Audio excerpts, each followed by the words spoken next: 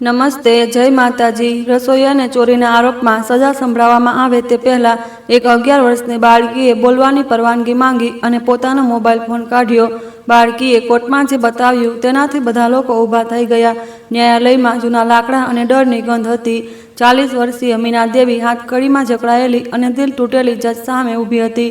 તેમણે તેજ ભૂરી સાડી પહેરી હતી કારણ કે ધરપકડ સમયે તેમને બદલાવાની પરવાનગી નહોતી મળી। જજ આનંદ શર્મા તેમને પોતાની ઊંચી ખુરશી પરથી એવી રીતે જોઈ રહ્યા હતા જેમ કોઈ કીચડને કચડતા પહેલા જુએ છે। જજ શર્માએ ગંભીર અવાજમાં પૂછ્યું, તમારા પર શ્રીમતી શાલિની ઓબરોયના 1 કરોડના હીરાના હારની ચોરીનો આરોપ છે। ગુનાની ગંભીરતાને જોતા અને તે ધ્યાનમાં રાખીને કે તમારી પાસે આર્થિક સંસાધનો કે સક્ષમ કાનૂની સહાય નથી અને પીડિતના નિવાસસ્થાન સુધી સીધી પહોંચ હતી, આ ન્યાયાલય માને છે કે તમારા ભાગી જવાનું ઉચ્ચ જોખમ છે। મીના કંઈક કહેવા માંગતી હતી પરંતુ ગળામાં ફસાયેલી ગાંઠે તેમને બોલવા ન દીધું। તેમણે તે ઘરમાં 12 વર્ષ કામ કર્યું હતું। 12 વર્ષ રસોઈ બનાવતા, સફાઈ કરતા, સેવા કરતા અને 12 વર્ષ એક એવા રાજને છુપાવતા જે દર રાત્રે તેમની આત્માને બાળતું હતું અને હવે તે ત્યાં ઊભી હતી એ જ મહિલા દ્વારા ચોરનો આરોપ લગાવવામાં આવ્યો હતો જેને તેમની પાસેથી બધું છીનવી લીધું હતું। પ્રારંભિક સજા 15 વર્ષની જેલ હશે, જામીનના અધિકાર વિના, જજે આગળ કહ્યું। કોર્ટમાં એક ગણગણાટ ફેલાઈ ગયો। બચાવ પક્ષના વકીલ, એક યુવાન વ્યક્તિ જેને રાજ્યે માત્ર 2 દિવસ પહેલા જ નિયુક્ત કર્યો હતો, તેણે પોતાના કાગળો પરથી નજર પણ ન ઉઠાવી। તેમની પાસે કોઈ દલીલ નહોતી, કોઈ પુરાવો નહોતો, કોઈ આશા નહોતી। શાલિની ઓબરોય પહેલી હરોળમાં બેઠી હતી, કાળા કપડાં પહેરેલા, જાણે કે તે પોતે જ કોઈ દુર્ઘટનાનો ભોગ બની હોય। તે મોટી શાલીનતાથી રડી રહી હતી, રેશમી રૂમાલથી આંસુ લૂછી રહી હતી। તેમના બાજુમાં તેમના વકીલ હતા, દેશના સૌથી મોંઘા વકીલોમાંના એક, સંતોષથી માથું હલાવી રહ્યા હતા। તે હાર મારી માતાનો હતો। શાલિનીએ જ્યારે તેમને બોલવાની તક મળી ત્યારે ધીમેથી કહ્યું, તેનું ભાવનાત્મક મૂલ્ય અમૂલ્ય છે અને આ મહિલા જેને મેં મારા ઘરના દરવાજા ખોલ્યા હતા, તેણે તે મારી પાસેથી ચોરી લીધું। મીનાને આખરે પોતાનો અવાજ મળ્યો, મેં કંઈ ચોર્યું નથી, તેમણે દ્રઢ પણ ધ્રુજતા અવાજમાં કહ્યું, હું નિર્દોષ છું। જજ શર્માએ પોતાના હથોડાની પ્રહાર કરીને તેમને રોક્યા, ચૂપ રહો, પુરાવા નક્કર છે। હાર તમારી વસ્તુઓની વચ્ચે મળી આવ્યો હતો કારણ કે કોઈએ તેને ત્યાં મૂક્યો હતો। શું તમે શ્રીમતી ઓબરોય પર જૂઠું બોલવાનો આરોપ લગાવી રહ્યા છો? મીનાએ સીધા શાલિની તરફ જોયું। એક સેકન્ડ માટે કરોડપતિનું રડવું બંધ થઈ ગયું। તેમની આંખો મળી અને તે નજરમાં મીનાએ તે જ જોયું જે તેમણે હંમેશા જોયું હતું, શુદ્ધ નફરત શાલીનતાના વેશમાં। હા, મીનાએ જવાબ આપ્યો, તે જૂઠું બોલી રહી છે। જજ હળવાશથી હસ્યા, જાણે કે આ જવાબ તે જ હતો જેની તેને અપેક્ષા હતી। રેકોર્ડમાં નોંધાવવામાં આવે છે કે આરોપી પીડિતને બદનામ કરી રહી છે, આ તેની સ્થિતિને વધુ ગંભીર બનાવે છે। મીનાને લાગ્યું કે જમીન તેમના પગ નીચેથી સરકી રહી છે। બધું નક્કી હતું, જજ, મુકદ્દમો, સજા, બધું એક દેખાડો હતો, પણ શા માટે? શાલિની એક સામાન્ય રસોઈયાને બરબાદ કરવા માટે આટલી મુશ્કેલી કેમ લઈ રહી હતી? જવાબ જનતા ગેલેરીમાં બેઠો હતો, ત્રીજી હરોળમાં, બધું ખુલ્લી આંખોથી જોઈ રહ્યો હતો। એક 11 વર્ષની બાળકી જેની ચોટલી બાંધેલી હતી, અન્યા, શાલિનીની દીકરી, અથવા ઓછામાં ઓછું બધા એવું માનતા હતા। બચાવ પક્ષના વકીલ અનિચ્છાએ ઊભા થયા। તેમનું નામ એડવોકેટ રોહનસિંહ હતું। તે 28 વર્ષના હતા અને તેમનો માત્ર 5મો કેસ હતો। અગાઉના 4 તેઓ હારી ચૂક્યા હતા। માયલોર્ડ, તેમણે અનિશ્ચિત અવાજમાં કહ્યું, મારા મુવક્કિલ નિર્દોષ હોવાનો દાવો કરે છે। અમે પુરાવા એકઠા કરવા માટે વધુ સમયની વિનંતી કરીએ છીએ। જજ શર્માએ તેમની તરફ જોયું પણ નહીં। બચાવ પક્ષને પૂરતો સમય મળ્યો, મુકદ્દમો ચાલુ છે, પણ જજ સાહેબ, મને આ કેસ માત્ર 48 કલાક પહેલાં જ સોંપવામાં આવ્યો છે, હું કરી શક્યો નથી। શું તમે આ ન્યાયાલયની કાર્યક્ષમતા પર સવાલ ઉઠાવી રહ્યા છો? એડવોકેટ રોહન, યુવા વકીલે પોતાની લાળ ગળી। તે જાણતા હતા કે આનંદ શર્માનો વિરોધ કરવો વ્યાવસાયિક આત્મહત્યા હતી। જજના દરેક જગ્યાએ સંપર્કો હતા જે વકીલોએ તેમને પડકારવાની હિંમત કરી હતી। તેઓ કામ વિના, મુવક્કિલ વિના, ભવિષ્ય વિના સમાપ્ત થઈ ગયા હતા। નહીં માયલોર્ડ, હું માત્ર વિચારણા માટે વિનંતી કરું છું। વિચારણા? જજે કટાક્ષ સાથે પુનરાવર્તન કર્યું। શ્રીમતી ઓબરોયને આરોપીના કપડામાં છુપાવેલો હાર મળ્યો, તસવીરો છે, ચોરીની જાણ થવાના સમયના સાક્ષીઓ છે, તમને બીજું શું જોઈએ છે? વકીલ સાહેબ, ખુદ આરોપી દ્વારા હસ્તાક્ષર કરાયેલા કબૂલાતનામું। કોર્ટમાં કેટલાક લોકો હસી પડ્યા। મીનાએ પોતાની આંખો બંધ કરી લીધી। તેમને તે ચોક્કસ ક્ષણ યાદ આવી જ્યારે બધું વિખેરવાનું શરૂ થયું હતું। 3 દિવસ પહેલાં તે રસોડામાં નાસ્તો બનાવી રહી હતી, ઈંડાની ભુરજી, કાપેલા ફળ, તાજો સંતરાનો રસ, હંમેશની જેમ। ત્યારે જ તેમને શાલિનીની ચીસો સંભળાઈ, મારો હાર, કોઈએ મારો હાર ચોરી લીધો। મીના દોડીને ઉપર ગઈ, તેમણે શાલિનીને તેના રૂમમાં ખુલ્લા અને ખાલી જ્વેલરી બોક્સ સાથે જોઈ. કર્મચારીઓ ગલિયારામાં એકઠા થઈ ગયા. માળી, રામુ કાકા, નોકરાણી લક્ષ્મી, ડ્રાઈવર સુરેશભાઈ બધા મૂંઝાયેલા હતા. કોઈ આ ઘરની બહાર નહીં જાય જ્યાં સુધી તે મળી ન જાય. શાલિનીએ આદેશ આપ્યો. તેમણે પોલીસને બોલાવી. 2 અધિકારીઓએ દરેક રૂમની તલાશ લીધી. જ્યારે તેઓ મીનાના નાના રૂમમાં સેવા વિંગમાં દાખલ થયા તો તેમને કબાટમાં એક બ્લાઉઝમાં વીંટળાયેલો હાર મળ્યો. મેં તેને ત્યાં નથી મૂક્યો, મીનાએ કહ્યું, પણ કોઈએ તેમને ન સાંભળી. પોલીસે તેમને હાથકડી લગાવી. જ્યારે શાલિનીએ આંગળીથી તેમને ઈશારો કર્યો. ચોર, નાગિન, 12 વર્ષથી હું તને કામ આપી રહી હતી અને તું મને આવી રીતે ચૂકવે છે. અન્યા સીડીઓ પર ઊભી વધુ આ ડરના ભાવથી જોઈ રહી હતી. જ્યારે તેની નજર મીનાની આંખોથી મળી તો બાળકીએ કંઈક એવું જોયું જેની તેણે અપેક્ષા નહોતી કરી. તેણે તે નજરમાં કોઈ અપરાધ ન જોયો. તેણે ઉદાસી જોઈ, એક ઊંડી અને જૂની ઉદાસી, જાણે મીના વર્ષોથી તે ક્ષણની રાહ જોઈ રહી હતી.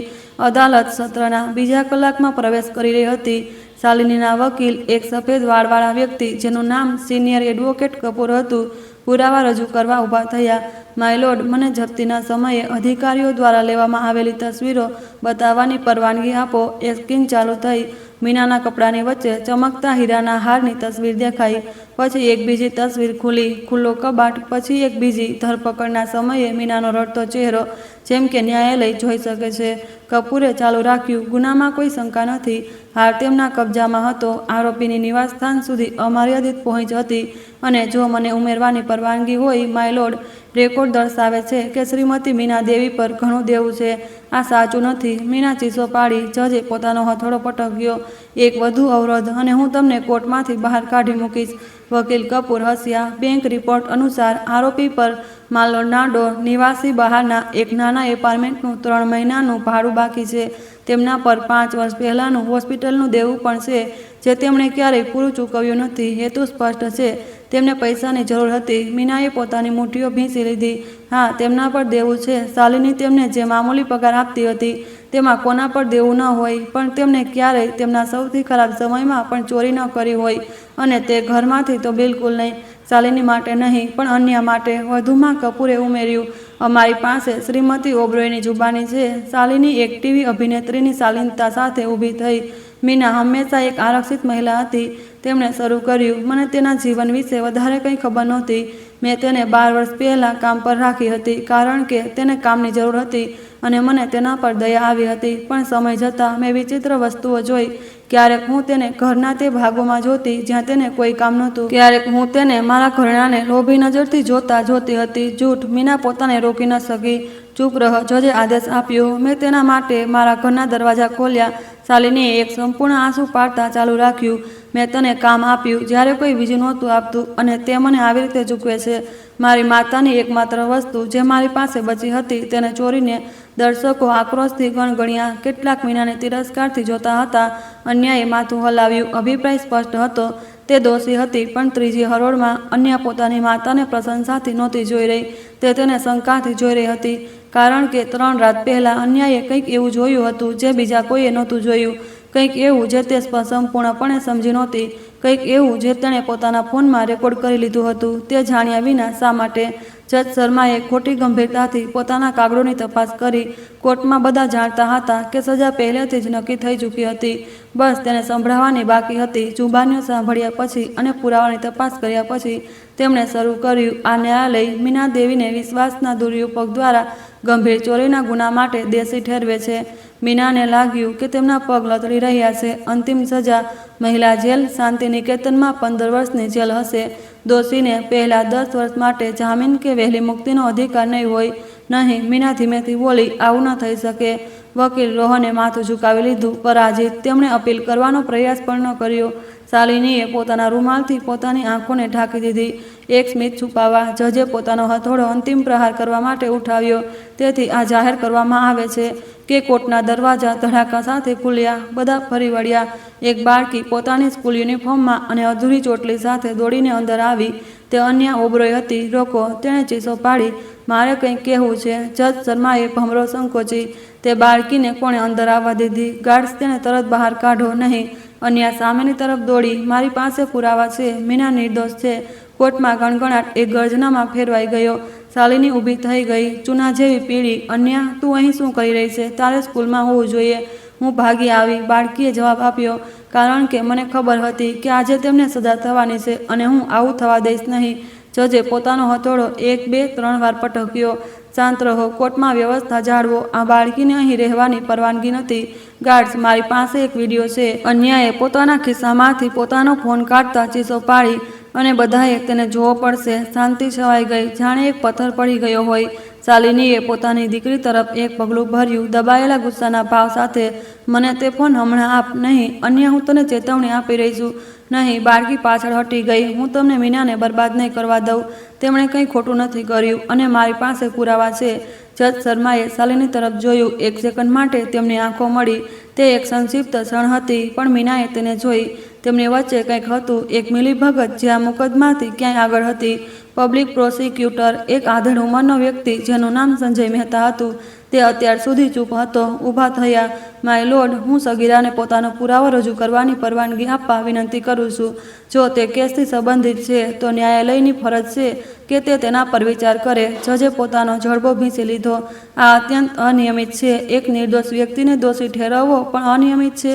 પબ્લિક પ્રોસિક્યુટરે જવાબ આપ્યો. જજ શર્માએ પબ્લિક પ્રોસિક્યુટર મહેતા તરફ સ્પષ્ટ ચીડથી જોયું.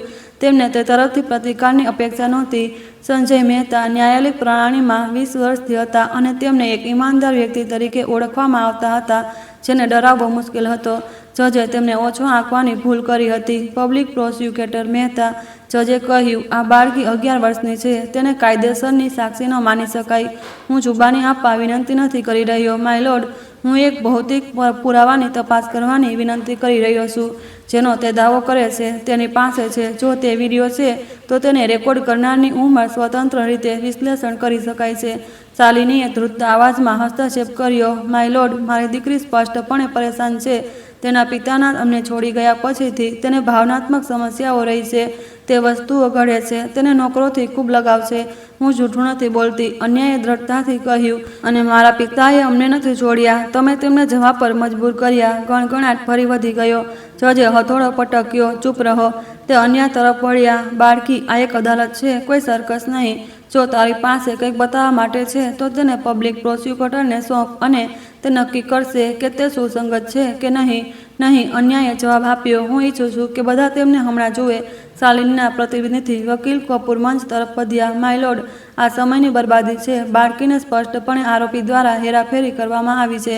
મીનાએ મને હેરાફેરી નથી કરી, અન્યાએ ચીસો પાડી. તેમને એ પણ નથી ખબર કે મારી પાસે આ વિડીયો છે. મીના બધું અવિશ્વસનીય રીતે જોઈ રહી હતી. તે બાળકી, જેને તેમણે બાળપણથી મોટી થતી જોઈ હતી, તેમના માટે બધું દાવ પર લગાવી રહી હતી. શા માટે? અન્યાએ એવું શું જોયું હતું જેણે તેને આવું કરવા મજબૂર કરી હતી?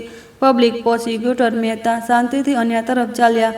અન્યા, ઠીક છે. બાળકીએ માથું હલાવ્યું. શું તું મને જણાવી શકે છે કે વિડીયોમાં શું બતાવવામાં આવ્યું છે? તે બતાવે છે કે ખરેખર મીનાના રૂમમાં હાર કોણે મૂક્યો હતો. શાંતિ બિલકુલ ગાઢ હતી. અને તે વિડીયો તે ક્યારે રેકોર્ડ કર્યો? મીનાની ધરપકડથી 3 રાત પહેલા. મહેતા જજ તરફ વળ્યા. માય લોર્ડ, આ માહિતી સંભવિતપણે નિર્દોષતા સાબિત કરનારી છે. તેની તપાસ કરવાનો ઇનકાર કરવો એક ગંભીર પ્રક્રિયાત્મક અનિયમિતતા હશે. જજ શર્મા ઘેરાઈ ગયા હતા. જો તે ના પાડતા તો તે આખી કોર્ટ સામે બેનકાબ થઈ જતા. જો તે સ્વીકાર કરતા તો વિડીયો બધું બરબાદ કરી શકતો હતો. તેમણે શાલિની તરફ જોયું.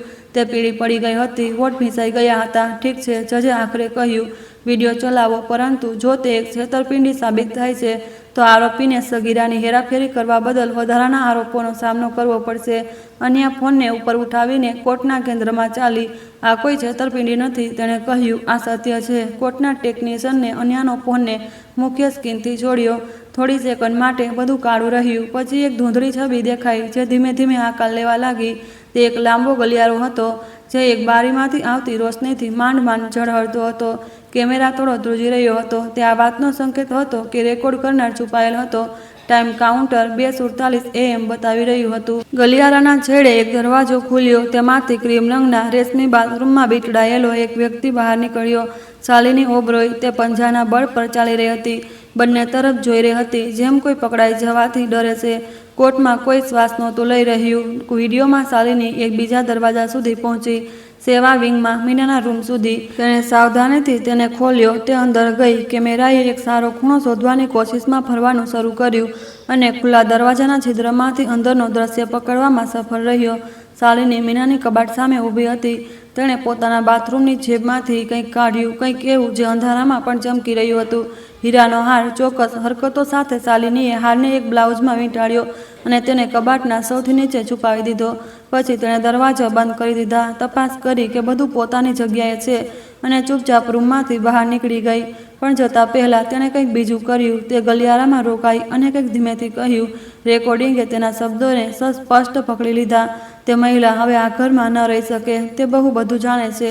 વિડીયો સમાપ્ત થઈ ગયો. કોર્ટમાં સન્નાટો એટલો ગાઢ હતો કે તેને ચાકુથી પણ કાપી શકાય તેમ હતો. મીનાની આંખોમાં આંસુ હતા, ઉદાસીના નહીં, રાહતના. કોઈએ આખરે સત્ય જોયું હતું. શાલિની ઊભી થઈ. ધ્રુવતી, તે વિડીયો ખોટો છે. મારી દીકરીએ તેને હેરાફેરી કરી છે. તેને ખબર નથી કે તે શું કરી રહી છે. ખોટો. પબ્લિક પ્રોસિક્યુટર મહેતાએ કહ્યું. શ્રીમતી ઓબરોય, તમને સ્પષ્ટપણે આરોપીની વસ્તુઓમાં હાર પ્લાન્ટ કરતા જોવામાં આવ્યા છે. તમે તેની વ્યાખ્યા કેવી રીતે કરશો? આ એક કપટ છે. તે બાળકી પાસે ટેકનોલોજી પહોંચ છે. તે કરી શકતી હતી. એક 11 વર્ષની બાળકીએ પોતાની જ માતાને 3 વાગ્યે રાત્રે ડીપ ફેક બનાવ્યો. મહેતાએ માથું હલાવ્યું. આ વાહિયાત છે અને તમે જાણો છો. જજ શર્માએ જોરથી હથોડો પટક્યો. વ્યવસ્થા જાળવો. આ વિડીયોને ફોરેન્સિક વિશ્લેષણની જરૂર છે. હું 3 દિવસ માટે રજા જાહેર કરું છું, જ્યાં સુધી નિષ્ણાંત તેની પ્રામાણિકતા નક્કી ન કરી લે. આપત્તિ. મહેતા ચીસો પાડી. વિડીયો સ્પષ્ટ પુરાવો છે. હવે સુનાવણી સ્થગિત કરવી ઢાંકવા જેવું હશે. મેં કહ્યું. રજા. જજ ઊભા થઈ ગયા. એક શબ્દ પણ. પબ્લિક પ્રોસિક્યુટર અને હું તમારા પર કોર્ટની અવમાનનાનો આરોપ લગાવીશ. મહેતાએ પોતાની મુઠ્ઠીઓ ભીંચી લીધી પણ ચૂપ રહ્યા. તે પોતાની લડાઈઓ પસંદ કરવાનું જાણતા હતા. જ્યારે ગાર્ડ મીનાને પાછી તેમની કોટડીમાં લઈ જઈ રહ્યા હતા, અન્યા તેમના એટલા નજીક પહોંચવામાં સફળ રહી કે તેમને કાનમાં કંઈક કહી શકે. હું તને અહીંથી બહાર કાઢીશ. મારો વાયદો છે. જજ શર્મા દ્વારા આદેશિત 3 દિવસની રજા વિડીયોનું વિશ્લેષણ કરવા માટે નહોતી. તે સમય જીતવા માટે હતી. એ જ રાત્રે આનંદ શર્મા પોતાની કાર ચલાવીને શહેરના બહારના વિસ્તારમાં એક વિશેષ વિસ્તારમાં ગયા. તે સોનેરી ગ્રીલ અને ઉત્તમ બગીચાવાળા એક ઘરની સામે રોકાયા. ઓબરોય હવેલી. શાલિની તેનો ઇંતજાર સ્ટડીમાં એક ગ્લાસ વાઇન સાથે કરી રહી હતી. હાથમાં પણ તેના ચહેરા પર શાંતિ નહીં, પણ નિયંત્રિતતા, ગભરાટ હતી. તમે આ કેવી રીતે થવા દીધું? તેણે આવતા જ કહ્યું. આજની સુનાવણી સમાપ્ત થઈ જવી જોઈતી હતી. તમે. શર્માએ બહારથી ગુસ્સો કાઢ્યો. તમે છો જેણે તે બાળકીને ઉછેરી. આ કેવી રીતે શક્ય છે કે તેણે તમને રેકોર્ડ કરી લીધું અને તમને ખબર પણ ન પડી? મને લાગ્યું કે તે સૂઈ રહી હતી. ખેર, સ્પષ્ટપણે તે નહોતી. શાલિની બારી તરફ ચાલી. બહાર બગીચાની રોશની લાંબી પડછાયાઓ બનાવી રહી હતી. આપણે તે વિડીયો સાથે કંઈક કરવું પડશે. તે પહેલેથી જ અદાલતના હાથમાં છે. હું શંકા ઊભી કર્યા વિના તેને નષ્ટ કરી શકતો નથી. તો તેને બદનામ કરો. એવો નિષ્ણાંતોને શોધો જે કહે કે તે ખોટો છે. શર્માએ માથું હલાવ્યું. એટલું સરળ નથી. પબ્લિક પ્રોસિક્યુટર મહેતા, એક સમસ્યા છે. હું તેને ખરીદી શકતો નથી અને ન તો તેને ડરાવી શકું છું. તે 20 વર્ષથી બેદાગ છે. તો તેમાં કંઈક ગંદુ શોધો. દરેકની પાસે કંઈક છુપાવવા માટે હોય છે. જજે તેને ઠંડી નજરથી જોયો. જુઓ, કોણ છુપાવવાની વાત કરી રહ્યું છે? શાલિની તેમની તરફ ફરી. શરૂ ન કરો આનંદ. આપણે 15 વર્ષથી આમાં સાથે છીએ. જો હું પડીશ તો તમે પણ મારી સાથે પડશો. મને ખબર છે, એટલે જ હું અહીં છું. તેઓ ચૂપકીમાં એકબીજાને જોતા રહ્યા. તેમની વચ્ચે એક લાંબી કહાની હતી. એક કહાની જે રાઘવ ઓબરોયના સત્ય જાણતા પહેલાં શરૂ થઈ હતી. જૂઠ, મહત્વાકાંક્ષા અને વિશ્વાસઘાતની કહાની. કંઈક એવું છે જે મને સમજાતું નથી. શર્માએ કહ્યું. હવે કેમ? મીના 12 વર્ષથી આ ઘરમાં કોઈ પરેશાની વિના હતી. તમે તેને ઠીક હવે કેમ છુટકારો આપવાનું નક્કી કર્યું? શાલિનીએ જવાબ આપવામાં મોડું કર્યું. કારણ કે અન્યા 12 વર્ષની થવાની છે. અને તેનો શું મતલબ? રાઘવે જતા પહેલાં એક ટ્રસ્ટ ફંડ છોડ્યું હતું. પોતાની જૈવિક દીકરીના નામે એક ટ્રસ્ટ ફંડ, જે બાળકીના 12 વર્ષ થવા પર સક્રિય થઈ જશે. મને 2 મહિના પહેલાં સુધી ખબર નહોતી. જ્યારે એકાઉન્ટન્ટે ભૂલથી તેનો ઉલ્લેખ કર્યો, શર્મા તરત સમજી ગયા. જો મીના અન્યાની નજીક રહે છે અને કોઈ તપાસ કરવાનું શરૂ કરે તો તેમને ખબર પડી જશે કે અન્ય મારી દીકરી નથી અને આપણે જે કંઈ પણ બનાવ્યું તે બધું વિખેરાઈ જશે. શાલિનીએ પૂરું કર્યું. જજે એક જ ઘૂંટમાં વિસ્કી સમાપ્ત કરી દીધી. ટ્રસ્ટ ફંડ વિશે બીજું કોણ જાણે છે? માત્ર એકાઉન્ટન્ટ. પણ તે નહીં બોલે. આપણે તેને ખૂબ ડરાવીએ છીએ. શું તમે નિશ્ચિત છો? શાલિની હસી, પણ તેના હાવભાવમાં કોઈ ખુશી નહોતી. કાયર હંમેશા અનુમાનિત હોય છે. મહિલાઓ માટે નજરબંધી કેન્દ્ર એક ગ્રે રંગની ઇમારત હતી, જેમાં નાની બારીઓ અને ભેજવાળી દિવાલો પર ડાઘા હતા. મીના એક કોટડીમાં 3 અન્ય મહિલાઓ સાથે હતી, જે તેમને જિજ્ઞાસાથી જોઈ રહી હતી. તે પ્રકારની વ્યક્તિ નહોતી જે સામાન્ય રીતે ત્યાં આવતી હતી. તે શું કર્યું? તેમાંથી એક મહિલાએ પૂછ્યું. એક વૃદ્ધ મહિલા જેના હાથો પર નિશાન હતા. કંઈ નહીં, હું નિર્દોષ છું. મહિલા કડવાશથી હસી. અમે બધા છીએ પ્રિય, ક્લબમાં તમારું સ્વાગત છે. મીના નીચેલી ચારપાઈ પર બેસી ગઈ અને પોતાની આંખો બંધ કરી લીધી. તેમણે અન્યા વિશે વિચાર્યું, કોર્ટમાં તેની બહાદુરી વિશે, જ્યારે તેણે કહ્યું હતું કે તેમને ત્યાંથી કાઢશે, અને તેના દ્રઢ અવાજ વિશે. પણ તેમણે તે બાળકના ખતરા વિશે પણ વિચાર્યું. શાલિની એવી મહિલા નહોતી જે વિશ્વાસઘાત ન કરે, પોતાની દીકરીને પણ નહીં, અથવા વધુ સારું કહીએ તો તે દીકરી જેને તેણે ચોરી હતી, કારણ કે આ તે રાજ હતું જેને મીનાએ 11 વર્ષથી છુપાવી રાખ્યું હતું. અન્યા શાલિનીની દીકરી નહોતી, તે તેમની દીકરી હતી, તેમના લોહીની, તેમના શરીરની, તે બાળકી જેને તેના જન્મના 3 દિવસ પછી જ તેમની બાહોમાંથી છીનવી લેવામાં આવી હતી. આ બધું રાઘવથી શરૂ થયું હતું. રાઘવ ઓબરોય પોતાની પત્નીથી અલગ વ્યક્તિ હતા. જ્યાં શાલિની ઠંડી હતી, તે ગરમ હતા. જ્યાં તે હેરાફેરી કરતી હતી, તે સત્યની શોધ કરતા હતા. જ્યારે મીના 12 વર્ષ પહેલાં હવેલીમાં કામ કરવા આવી, તો તે રસોઈયા તરીકે નહીં, પણ પ્રબંધક તરીકે હતી. રાઘવે તેમને એટલા માટે કામ પર રાખ્યા હતા કારણ કે તેમણે તેમનામાં કંઈક એવું જોયું હતું જેની તે પ્રશંસા કરતા હતા. બુદ્ધિમત્તા, ગરિમા, ઈમાનદારી. સમય જતાં કામની રાતો લાંબી, વાતચીતમાં બદલાઈ ગઈ, વાતચીત વિશ્વાસમાં બદલાઈ ગઈ, અને વિશ્વાસ કંઈક વધુ ઊંડું થઈ ગયું. મીના ક્યારેય એવા વિવાહિત વ્યક્તિથી પ્રેમ નહોતી કરવા માંગતી, પણ રાઘવે તેમને પોતાના વિવાહ વિશે સત્ય જણાવ્યું. શાલિની તેને પ્રેમ નહોતી કરતી, તેણે તેના પૈસા પાસે પસંદ કર્યો હતો, અને જ્યારે તે તલાક લેવા માંગતા હતા તો તેણે તેને પ્રતિષ્ઠા, તેની કંપની, તેણે જે કંઈ પણ બનાવ્યું હતું તેને નષ્ટ કરવાની ધમકી આપી. જ્યારે મીના ગર્ભવતી થઈ તો રાઘવે તેમને વાયદો કર્યો કે તે શાલિનીને છોડવાનો રસ્તો શોધશે, કે તેઓ એક સાથે પરિવાર બનાવશે, કે તે તેમની રક્ષા કરશે. પણ તે કોઈ પણ વસ્તુથી તેમની રક્ષા ન કરી શક્યો.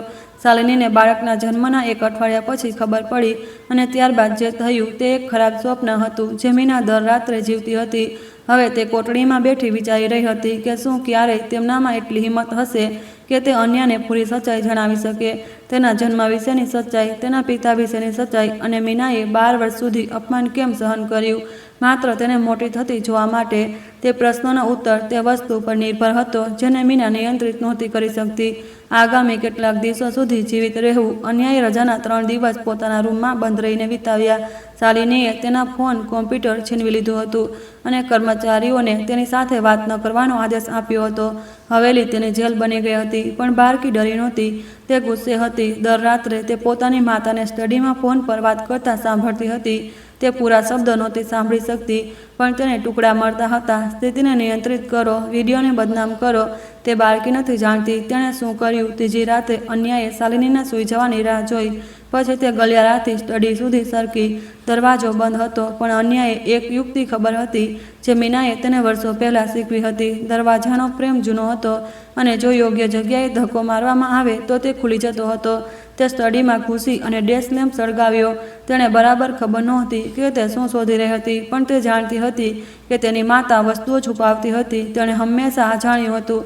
તેણે દરાજની તલાશ લીધી, બિલ, કરાર, કંટાળાજનક કાગળો. પણ છેલ્લી દરાજમાં એક નકલી ફોલ્ડરની નીચે તેને કંઈક મળ્યું. તે તસવીરો હતી, તેની માતાની તસવીરો, એક એવા વ્યક્તિ સાથે જે તેના પિતા નહોતા, એક એવા વ્યક્તિ જેને અન્યાયે તરત ઓળખી લીધો. જજ આનંદ શર્મા. તે ગળે મળી રહ્યા હતા, એકબીજાને ચૂમી રહ્યા હતા, જે એક લક્ઝરી હોટલ જેવું લાગી રહ્યું હતું. એક તસવીરની પાછળની તારીખ જણાવી રહી હતી કે તે 15 વર્ષ પહેલાં લેવામાં આવી હતી. પણ આ સૌથી ચોંકાવનારી વાત નહોતી. દરાજના નીચલા ભાગમાં મેડિકલ દસ્તાવેજોવાળો એક ફોલ્ડર હતો.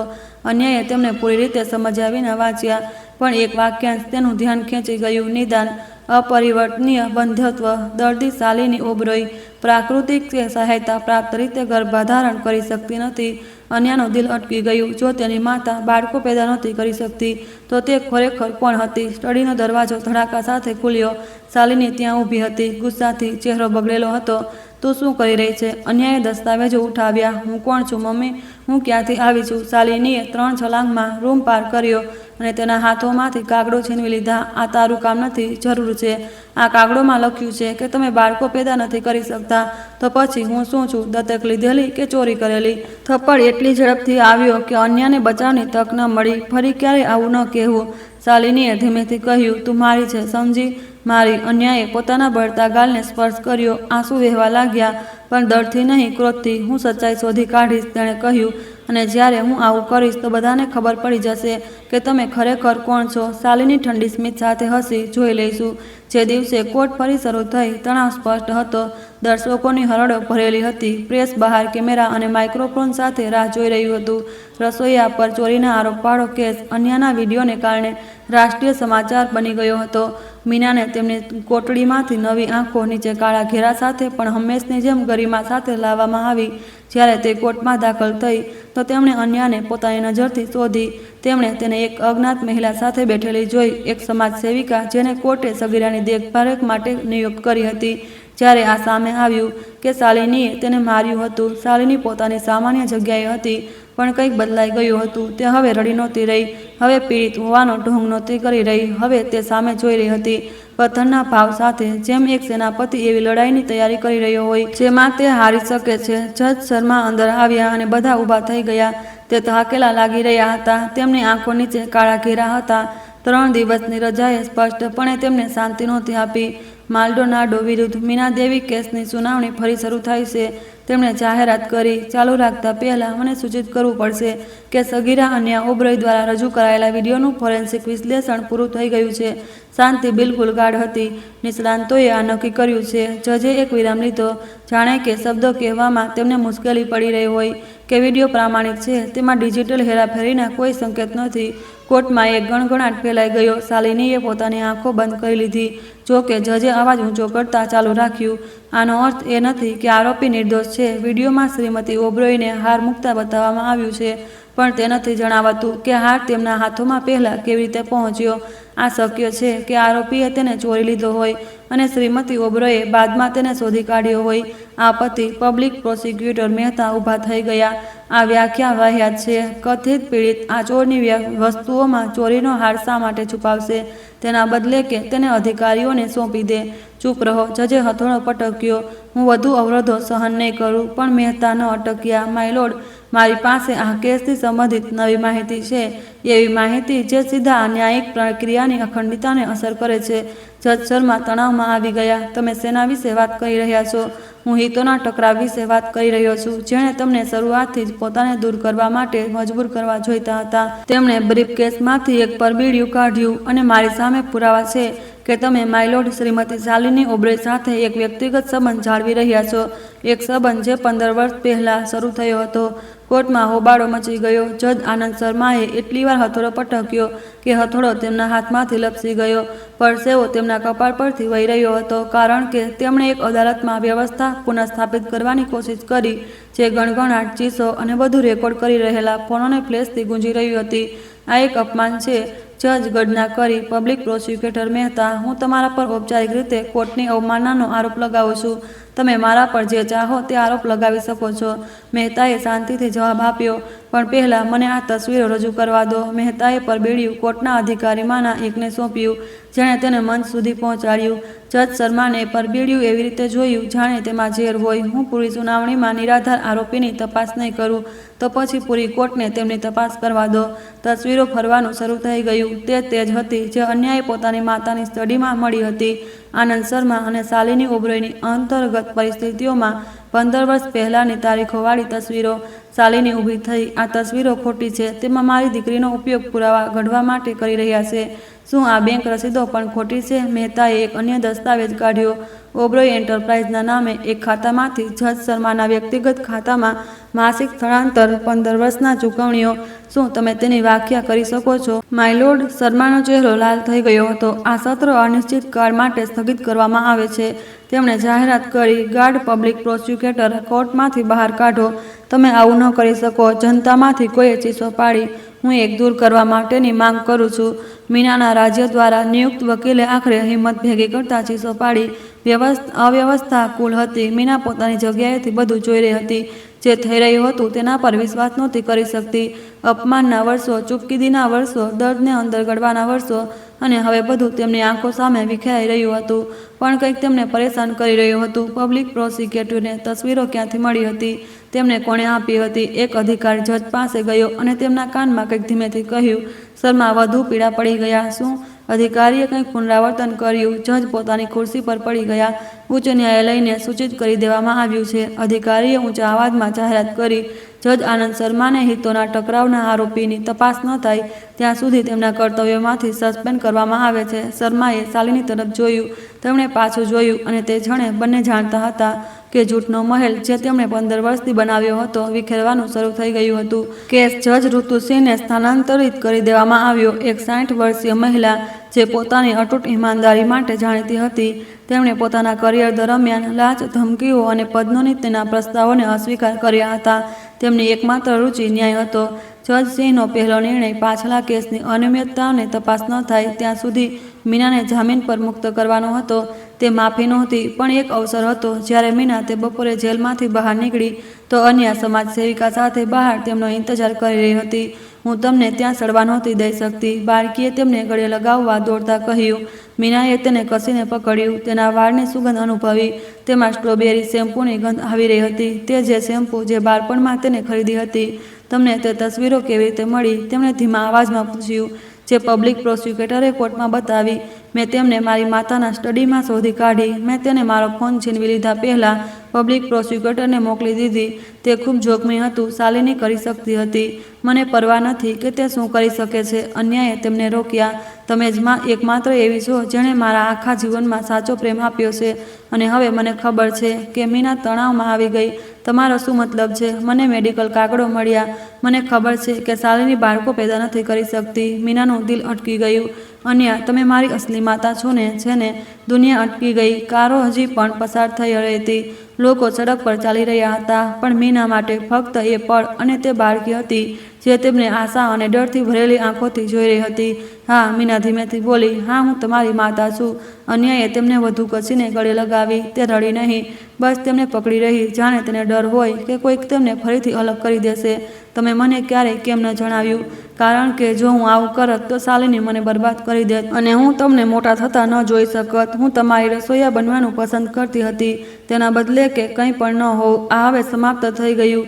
અન્યાએ કહ્યું. હવે કોઈ આપણને અલગ નહીં કરે. મીના આના પર વિશ્વાસ કરવા માંગતી હતી, પણ તે જાણતી હતી કે શાલિની આટલી સરળતાથી હાર નહીં માને. અને કંઈક બીજું પણ હતું, કંઈક એવું જે અન્યાને પણ હજી સુધી નહોતું ખબર. રાઘવ, અન્યાના પિતા, તે વ્યક્તિ જે 11 વર્ષ પહેલાં ગાયબ થઈ ગયા હતા. તે વ્યક્તિ જે કદાચ શાલિનીને હંમેશા માટે બરબાદ કરી શકતા હતા જો તે હજી પણ જીવતા હતા. પબ્લિક પ્રોસિક્યુટર સંજય મહેતા સમય પહેલાં જીતની ઉજવણી કરનારા વ્યક્તિ હતા. જજ શર્માનું સસ્પેન્શન એક મહત્વપૂર્ણ પગલું હતું, પણ કેસ હજી દૂર હતો. હવે તેમને પૂરી કહાની સમજવાની જરૂર હતી.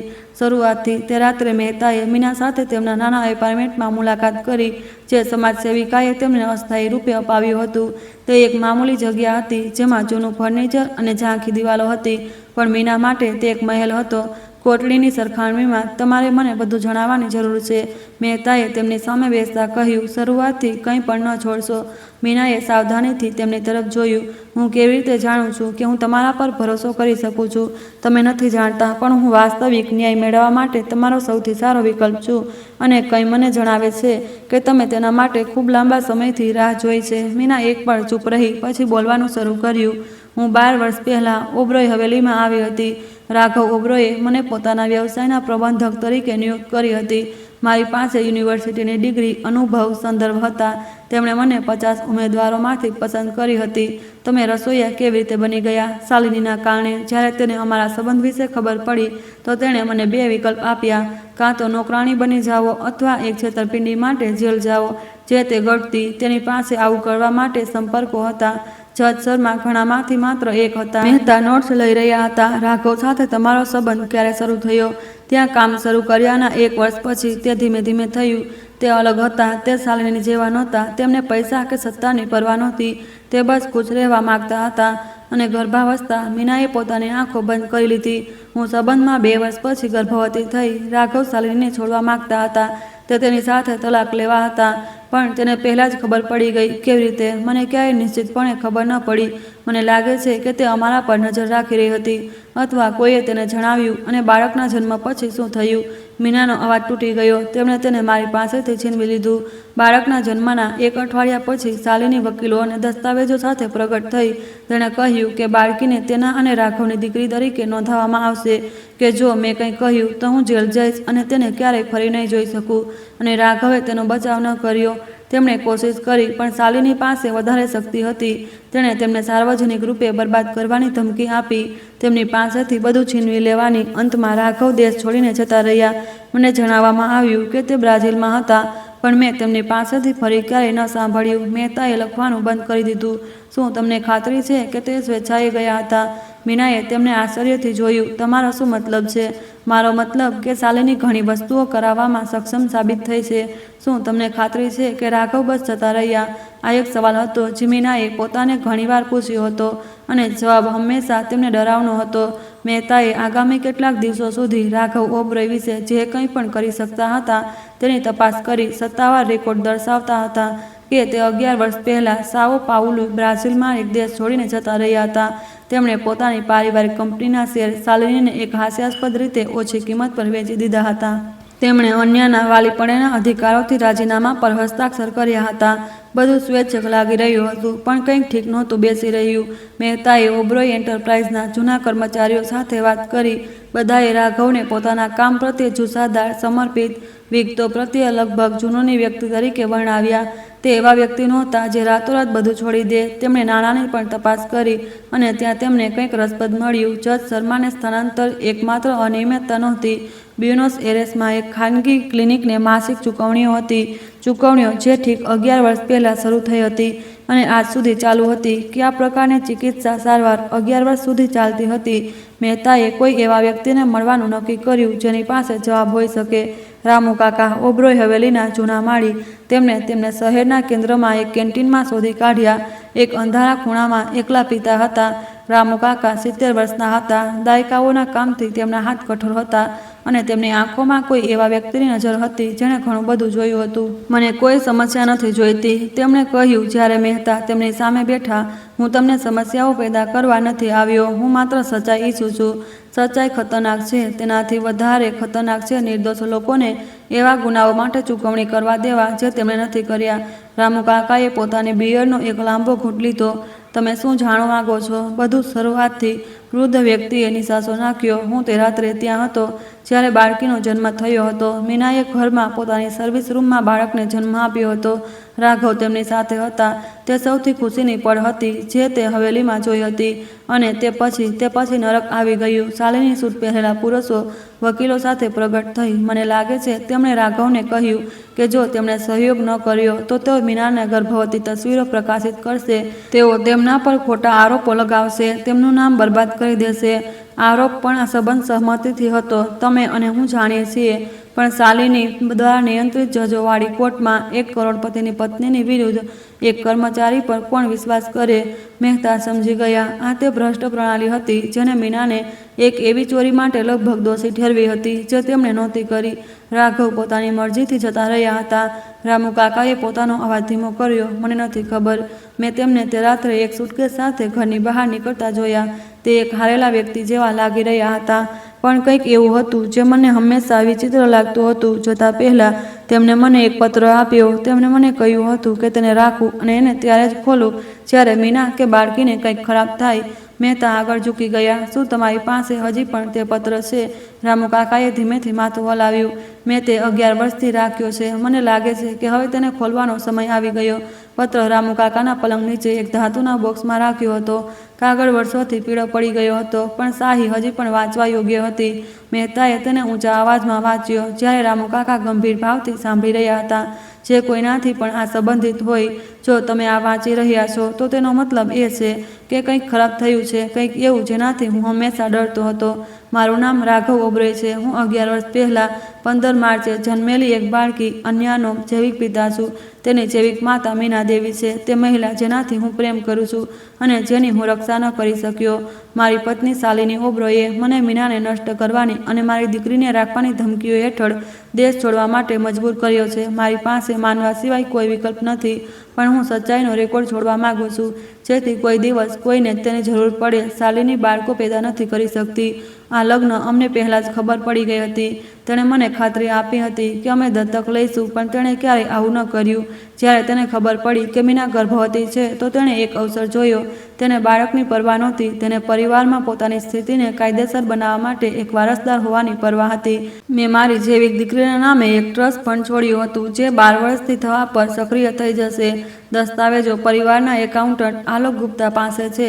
તે જ એકમાત્ર છે જે પૂરી સચ્ચાઈ જાણે છે, પણ તે શાલિનીથી ખૂબ ડરે છે કે તે બોલે, જો મીના કે અન્ય ખતરામાં છે તો આલોકને શોધો.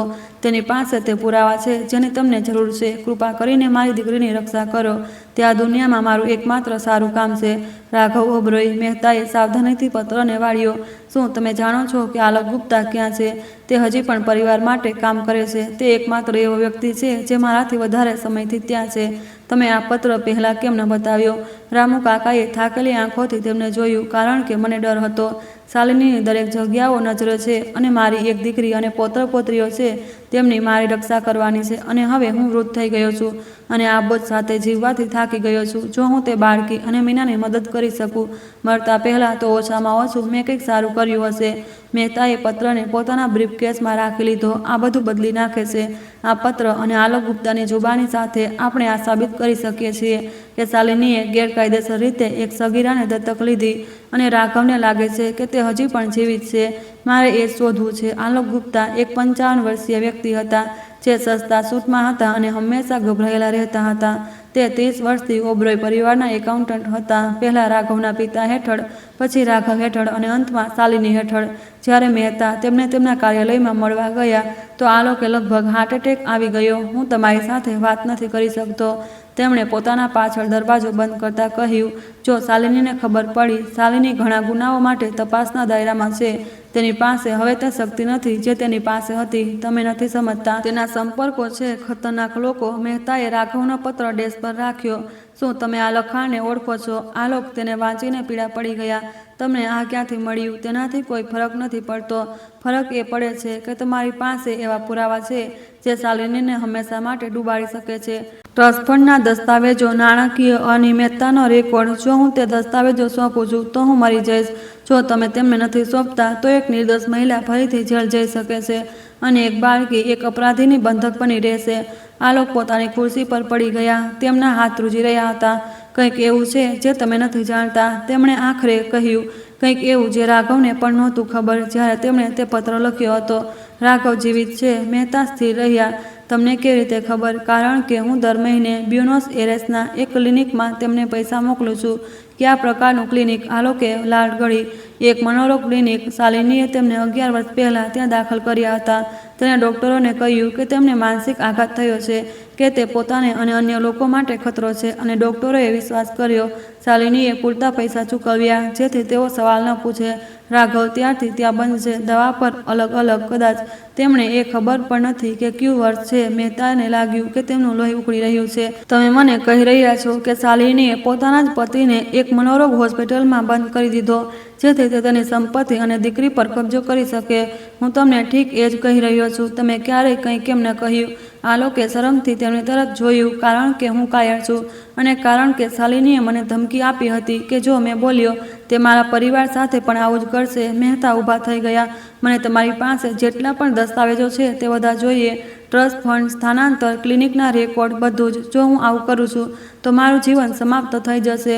જો તમે આવું નથી કરતા તો તમારી અંતરાત્મા સમાપ્ત થઈ જશે. આલોકે એક લાંબો પળ માટે પોતાની આંખો બંધ કરી લીધી. જ્યારે તેમણે તેમની આંખો ખોલી તો તેમણે એક નિર્ણય કરી લીધો હતો. હું કાલે તમને બધું લાવી આપીશ, પણ તે પછી મારે ગાયબ થવાની જરૂર છે. રાઘવ ઓબરોયના જીવિત હોવાના ખબર તે લોકો વચ્ચે ઝડપથી ફેલાઈ ગઈ જેઓ આ કેસ પર નજર રાખી રહ્યા હતા. પણ શાલિનીને હજી સુધી ખબર નહોતી કે, અથવા ઓછામાં ઓછું મહેતાને એવું લાગતું હતું જ્યારે તે આગામી કાનૂની કાર્યવાહીની તૈયારી કરી રહ્યા હતા. કંઈક અણધાર્યું થયું. અન્યાને એક મુલાકાત મળી. તે મીના સાથે અસ્થાયી એપાર્ટમેન્ટમાં હતી. જ્યારે ઘંટડી વાગી, મીનાએ સાવધાનીથી દરવાજો ખોલ્યો. તેમની સામે એક 50 વર્ષનો માણસ હતો. પાતળો, સફેદ દાઢી અને ઊંડી આંખોવાળો. તેમણે સાદા કપડાં પહેર્યા હતા અને એકમાત્ર બેકપેક લઈ રહ્યા હતા. મીના, તેમણે ભારે અવાજમાં પૂછ્યું. તેમને શરૂઆતમાં ઓળખ્યો નહીં, પણ કંઈક તે આંખોમાં કંઈક પરિચિત. રાઘવ, માણસે ધીમેથી માથું હલાવ્યું. મીનાએ પોતાના હાથોથી પોતાનું મોં ઢાંકી દીધું. આંસુ અનિયંત્રિત રીતે વહેવા લાગ્યા. મને લાગ્યું તમે મરી ગયા હતા. લગભગ ખૂબ નજીક હતો. અન્યા મીનાની પાછળ પ્રગટ થઈ. કોણ છે? તેણે પૂછ્યું. રાઘવે તેને જોયું અને 11 વર્ષમાં પહેલીવાર તેણે પોતાની દીકરીને જોઈ. હવે તે બાળકી નહોતી જેને તેની બાહોમાંથી છીનવી લેવામાં આવી હતી. તે એક મજબૂત, બહાદુર બાળકી હતી જેને તેની આંખો તેમની માતા જેવી હતી. હું તારો પિતા છું, રાઘવે કહ્યું, અને હું તે કામ પૂરું કરવા આવ્યો છું જે મારે બહુ પહેલાં કરી દેવું જોઈતું હતું. અન્યા તેને ગળે લગાવવા દોડી નહીં. તે તેને નહોતી જાણતી. બસ તેણે એટલું જ સાંભળ્યું હતું કે તેણે તેમને છોડી દીધા હતા. તમે કેમ ગયા હતા? તેણે ઠંડા અવાજમાં પૂછ્યું. તમે અમને તેના સાથે કેમ છોડી દીધા? હું ગયો નહોતો. તેમણે મને બંધ કરી દીધો હતો. શાલિનીએ મને 11 વર્ષ સુધી એક મનોરોગ હોસ્પિટલમાં દાખલ કર્યો હતો. તેમણે મને ત્યાં સુધી દવા આપી જ્યાં સુધી મને મારું નામ પણ યાદ ન રહ્યું. અને તમે કેવી રીતે ભાગ્યા? રાઘવે મીના તરફ જોયું. એકાઉન્ટન્ટ આલોકે 1 મહિના પહેલાં ક્લિનિકની ચૂકવણીઓ મોકલવાનું બંધ કરી દીધું. ડૉક્ટરે સવાલ પૂછવાનું શરૂ કરી દીધું. તેમણે એક યુવાને મારી ફાઇલની તપાસ કરી અને વિસંગતિઓ જોઈ. તેણે મને બહાર નીકળવામાં મદદ કરી. મીના રડવાનું બંધ ન કરી શકી. 11 વર્ષ રાઘવ, 11 વર્ષ એવું વિચારતા કે તમે મને છોડી દીધો. મને ખબર છે અને મને અફસોસ છે, પણ હું હવે અહીં છું અને મારી પાસે તે બધા પુરાવા છે જે શાલિનીએ કર્યું. રાઘવે પોતાનો બેકપેક ખોલ્યો અને એક જાડી ફાઇલ કાઢી. રેકોર્ડિંગ, દસ્તાવેજો, ક્લિનિકના કર્મચારીઓની જુબાનીઓ તેને જીવનભર માટે બંધ કરવા માટે પૂરતા. અન્યા આખરે નજીક આવી. શું તમે ખરેખર મારા પિતા છો? રાઘવે આંખોમાં આંસુ સાથે માથું હલાવ્યું. હા, અને મને ખૂબ અફસોસ છે કે હું તારા માટે ત્યાં નહોતો, પણ હું હવે બધું ઠીક કરીશ. મારો વાયદો છે. રાઘવ ઓબરોયની તો વાપસી ત્યાં આંચકો હતો જેની કોઈને અપેક્ષા નહોતી. મહેતાને પણ નહીં, જે આ પુરાવા શોધી રહ્યા હતા કે જીવિત છે. તેમણે કલ્પના નહોતી કરી કે તે પોતે પ્રગટ થઈ જશે. તમે અહીં સુધી કેવી રીતે પહોંચ્યા? મહેતાએ તેમને પોતાના કાર્યાલયમાં મળવા પર પૂછ્યું. જ્યારે હું ક્લિનિકમાંથી ભાગ્યો તો મારી પાસે કંઈ નહોતું. ના પૈસા, ના દસ્તાવેજો, ના આ ખબર કે હું ક્યાં હતો. મને પાછા આવવાનો રસ્તો શોધવામાં અઠવાડિયા લાગી ગયા. એક ટ્રક ડ્રાઈવર મને બ્યુનોસ એરેસથી અહીં લઈ આવ્યો આ શરત પર કે હું તેના માલ સાથે મદદ કરું. અને તમને મીના ક્યાં મળી તે કેવી રીતે ખબર પડી? આલોકે ગાયબ થતાં પહેલાં મને એક નોટ છોડી હતી. તેણે મને બધું જણાવ્યું. મુકદ્દમો, અન્યાનો વિડીયો, તપાસ. મને ખબર હતી કે મારે તરત આવવું પડશે. મહેતાએ રાઘવ દ્વારા લાવવામાં આવેલા દસ્તાવેજોની તપાસ કરી. તે વિસ્ફોટક હતા. બનાવટી મેડિકલ રેકોર્ડ, એક ભ્રષ્ટ જજ દ્વારા હસ્તાક્ષર કરાયેલો ભરતી આદેશ, 11 વર્ષ સુધી ક્લિનિકને ધનનું સ્થાનાંતર. આ જજ જેણે તમારી ભરતી પર હસ્તાક્ષર કર્યા હતા તે આનંદ શર્મા. રાઘવે પુષ્ટિ કરી. તે જ જે મીનાના મુકદ્દમાની અધ્યક્ષતા કરી રહ્યો હતો. આ ઘણું બધું જણાવે છે. રાઘવ આગળ ઝૂકી ગયા. બીજું પણ કંઈક છે જે તમારે જાણવું જોઈએ. શાલિનીએ આ બધું એકલા હાથે નથી કર્યું. તેના ભાગીદારો એવા શક્તિશાળી લોકો છે જેઓ વર્ષોથી મારા વ્યવસાયોમાંથી લાભ મેળવી રહ્યા છે. કોણ? રાજકારણીઓ, ઉદ્યોગપતિઓ, કેટલાક જજો પણ. શર્મા સિવાય આ ભ્રષ્ટાચારની એક આખી ઝાડ છે જે મારી સંપત્તિનો ઉપયોગ તેમની કામગીરીને ભંડોળ પૂરું પાડવા માટે કરે છે. મહેતાને રાઘવની વાતનો ભાર સમજાયો. આ મેં વિચાર્યું હતું તેના કરતાં ઘણું મોટું છે. એટલા માટે તમે શાલિનીની માત્ર ધરપકડ કરીને બધું ખતમ થવાની અપેક્ષા રાખી શકો નહીં. એ વાત કરશે, સોદાબાજી કરશે, પોતાની જાતને બચાવવા માટે બીજાઓને સોંપી દેશે અને ઝાડ કામ કરતી રહેશે. તો તમે શું પ્રસ્તાવ મૂકો છો? રાઘવે તેના બેકપેકમાંથી એક છેલ્લો દસ્તાવેજ કાઢ્યો. મારી પાસે દરેકના નામ છે અને મારી પાસે દરેકની સામે પુરાવા છે, પરંતુ આને સાવચેતીથી સાંભળવું પડશે. જો આપણે ઉતાવળ કરીશું તો પુરાવા અને લોકો ગાયબ થઈ જશે. મહેતાએ દસ્તાવેજ લીધો. તે 15 નામોની યાદી હતી. તેમણે કેટલાક તરત જ ઓળખી કાઢ્યા. પ્રખ્યાત ઉદ્યોગપતિ, એક સાંસદ, 2 સંઘીય જજ. આ સંપૂર્ણપણે કારકિર્દીને બરબાદ કરી શકે છે. હું બરાબર એ જ ઈચ્છું છું, રાઘવે કહ્યું. તેમણે મારી જિંદગી બરબાદ કરી દીધી. તેમણે મીનાને બરબાદ કરી દીધી. તેમણે મારી દીકરીને લગભગ બરબાદ કરી દીધી. હવે તેમને ચૂકવણી કરવાનો સમય આવી ગયો છે. શાલિની ઓબરોય મૂર્ખ ન હતી. તે જાણતી હતી કે કંઈક બદલાઈ ગયું. જજ શર્મા હવે તેનો ફોન ઉપાડતા ન હતા. આલોક ગુપ્તા કોઈ નિશાન છોડ્યા વિના ગાયબ થઈ ગયા હતા. અને જે વકીલોએ પહેલાં તેના હાથ ચાટ્યા હતા તેઓ હવે તેના કોલ ટાળી રહ્યા હતા. તેણે કાર્યવાહી કરવાનું નક્કી કર્યું. તે રાત્રે શાલિની કોઈ એવી વ્યક્તિને મળી જે હજુ પણ તેના એહસાનમંદ હતા. સાંસદ રાકેશ તિવારી, રાઘવની યાદીમાંનું એક નામ. તેઓ એક ખાનગી રેસ્ટોરન્ટમાં મળ્યા. જિજ્ઞાસુ આંખોથી દૂર. મારે આ મામલાને ગાયબ કરવાની જરૂર છે, શાલિનીએ સીધું જ કહ્યું. એટલું સરળ નથી, તિવારીએ ગભરાતા જવાબ આપ્યો. પબ્લિક પ્રોસિક્યુટર મહેતા અછૂત છે અને હવે એવી અફવાઓ છે કે રાઘવ જીવિત છે. શાલિની પીળી પડી ગઈ. તમે શું કહ્યું? કેટલાક લોકોએ તેને શહેરમાં જોયો. જો આ સાચું છે તો તમારી પાસે ચોરીના મામલા કરતાં ઘણી મોટી સમસ્યા છે. રાઘવ બ્યુનોસ આયર્સના એક ક્લિનિકમાં છે. તે 11 વર્ષથી ત્યાં છે. દેખીતી રીતે હવે નહીં. શાલિનીને લાગ્યું કે દુનિયા તેના પગ નીચેથી સરકી રહી છે. જો રાઘવ જીવિત અને સ્વતંત્ર હતો તો તેની પાસે તેને ડૂબાડવા માટે પૂરતા પુરાવા હતા. તેણે બધી જ વસ્તુઓની નકલો રાખી હતી. તે હંમેશા ખૂબ સાવચેત રહેતો હતો. મને સુરક્ષાની જરૂર છે, તેણે કહ્યું. જો હું પડીશ તો આપણે બધા પડીશું. મને ધમકી ન આપો શાલિની. આ ધમકી નથી, આ એક હકીકત છે. મારી પાસે એવા દસ્તાવેજો છે જે મેં તમને અન્ય 12 લોકોને ફસાવે છે. જો હું જેલમાં જઈશ તો તે દસ્તાવેજો પ્રેસ સુધી પહોંચી જશે. તિવારીએ તેને નફરત અને ડરના મિશ્રણથી જોઈ. તું શું ઈચ્છે છે? હું ઈચ્છું છું કે રાઘવ આ વખતે ખરેખર ગાયબ થઈ જાય અને હું ઈચ્છું છું કે તે પબ્લિક પ્રોસિક્યુટરને કેસમાંથી હટાવી દેવામાં આવે. આ અશક્ય છે તો આને શક્ય બનાવવાનો રસ્તો શોધો અથવા આપણે બધા જેલમાં ખતમ થઈ જઈશું. તિવારી એક લાંબી ક્ષણ માટે ચૂપ રહ્યા. એક રસ્તો છે, તેમણે આખરે કહ્યું, પરંતુ તે જોખમી છે. બોલો. હું મહેતાને બીજા જિલ્લામાં બદલી કરાવી શકું છું અને હું રાઘવને જુબાની આપતા પહેલાં તેને શોધવા માટે લોકોને મોકલી શકું. કરો અને જો કંઈ ખોટું થાય છે, શાલિનીએ ઠંડા સ્મિત સાથે હસી, જો કંઈ ખોટું થાય છે તો હું એ સુનિશ્ચિત કરીશ કે હું બધાને મારી સાથે લઈ ડૂબું. જજ ઋતુ સિંહે 3 દિવસ પછી એક ઇમરજન્સી સુનાવણી બોલાવી. કેસે એવા આયામો લઈ લીધા હતા જેની કોઈને અપેક્ષા નહોતી. કોર્ટ ભરેલી હતી. મીના, તેના નવા વકીલ, પબ્લિક પ્રોસિક્યુટર મહેતા દ્વારા આપવામાં આવેલા વકીલ, એક મહિલા જેનું નામ એડવોકેટ પેટ્રિશિયા વેગા હતું, જે સંસ્થાકીય દુર્વ્યવહારના કેસોમાં નિષ્ણાત હતી, તેની સાથે બેઠી હતી. અન્ય સમાજ સેવિકા સાથે ગેલેરીમાં હતી અને 11 વર્ષમાં પહેલીવાર રાઘવ ઓબરોય કોર્ટમાં હાજર હતા. શાલિનીને 2 અધિકારીઓએ એટકોટ કરી. તે હવે કાળા કપડાં પહેરતી નહોતી અને ન તો નમ્રતાથી રડી રહી હતી. તેની આંખો નીચે કાળા કુંડાળા હતા અને તેના વાળ વિખરાયેલા હતા. પીડિતાનો માસ્ક ઉતરી ગયો હતો. જજ સિંહે બોલવાનું શરૂ કર્યું. આ સુનાવણીનો હેતુ માલનાડો વિરુદ્ધ મીના દેવી કેસમાં રજૂ કરવામાં આવેલા નવા પુરાવાઓની સમીક્ષા કરવાનો, કારણ કે સંજોગો નાટકીય રીતે બદલાઈ ગયા છે. મેં તપાસનો વ્યાપ વધારવાનો નિર્ણય લીધો છે. શાલિનીએ પોતાના વકીલ તરફ જોયું, પરંતુ તેણે તેની આંખોથી નજર ચોરાવી. તે હવે તેનો બચાવ કરવા માંગતો ન હતો. પબ્લિક પ્રોસિક્યુટર મહેતા, શું તમે તમારી શોધ રજૂ કરી શકો છો? મહેતા ઊભા થયા. માય લોર્ડ, છેલ્લા અઠવાડિયામાં અમે એક એવા ષડયંત્રનો પર્દાફાશ કર્યો છે જે એક દાયકાથી વધુ સમયથી ચાલી રહ્યું છે. શાલિની ઓબરોય, જજ આનંદ શર્મા અને અન્ય વ્યક્તિઓની મિલીભગતથી નીચેના ગુનાઓ કરવામાં આવ્યા છે. એક સગીરનું ગેરકાયદેસર સંપાદન, પોતાના પતિ રાઘવ ઓબરોયને છેતરપિંડીથી ભરતી પારિવારિક ભંડોળના ઉચાપત અને એક નિર્દોષ વ્યક્તિને ફસાવવા માટે પુરાવા ઊભા કરવા. કોર્ટમાં ગણગણાટ તેજ થયો. જજે શાંતિ જાળવવાનો આગ્રહ કર્યો. આ ઉપરાંત મહેતાએ ચાલુ રાખ્યું, અમારી પાસે એ વાતના પુરાવા છે કે આ ષડયંત્રમાં ઉચ્ચ સ્તરીય જાહેર અધિકારીઓ સામેલ છે. હું સંઘીય તપાસ શરૂ કરવા અને આરોપીને નિવારક કસ્ટડીમાં લેવાની વિનંતી કરું છું. શાલિની ઊભી થઈ. આ એક ડાકણ શિકાર છે. તેઓ મારી દીકરી અને એક નોકરાણીનો ઉપયોગ મને બરબાદ કરવા માટે કરી રહ્યા છે. બેસી જાઓ શ્રીમતી ઓબરોય, જજે આદેશ આપ્યો. હું નહીં બેસું. તે બાળકી, તે મહિલાની દીકરી નથી. મારી પાસે આ સાબિત કરવાના દસ્તાવેજો છે. તમારી પાસે જે દસ્તાવેજો છે તે જૂઠા છે. રાઘવે પોતાની જગ્યાએથી હસ્તક્ષેપ કર્યો. હું અન્યના જન્મ સમયે હાજર હતો. મીના તેની જૈવિક માતા છે અને તમે આ સારી રીતે જાણો છો. શાલિનીએ તેને શુદ્ધ નફરતથી જોયો. તમારે ચૂપ રહેવું જોઈએ. હું 11 વર્ષ સુધી તમારા આદેશ પર બંધ હતો. જજે હથોડી પછાડી. વ્યવસ્થા જાળવો શ્રીમાન રાઘવ. શ્રીમતી ઓબરોય, આ આરોપોની તપાસ ન થાય ત્યાં સુધી તમે કસ્ટડીમાં લેવામાં આવે છે. અધિકારીઓ, તેમને લઈ જાઓ. જ્યારે ગાર્ડ શાલિની પાસે પહોંચ્યા ત્યારે તેણે છેલ્લી વાત બૂમ પાડી, આ અહીં પૂરું નથી થતું. મારી પાસે દરેક વિશે માહિતી છે. જો મને ડૂબાડશો તો હું તમને મારી સાથે ડૂબાડી દઈશ. તેની પાછળ દરવાજા બંધ થઈ ગયા, પરંતુ કોર્ટમાં દરેક જાણતા હતા કે તે સાચી હતી. આ તો માત્ર શરૂઆત હતી. શાલિની ઓબરોયની ધરપકડ તમામ ચેનલો પર સમાચાર બની ગઈ.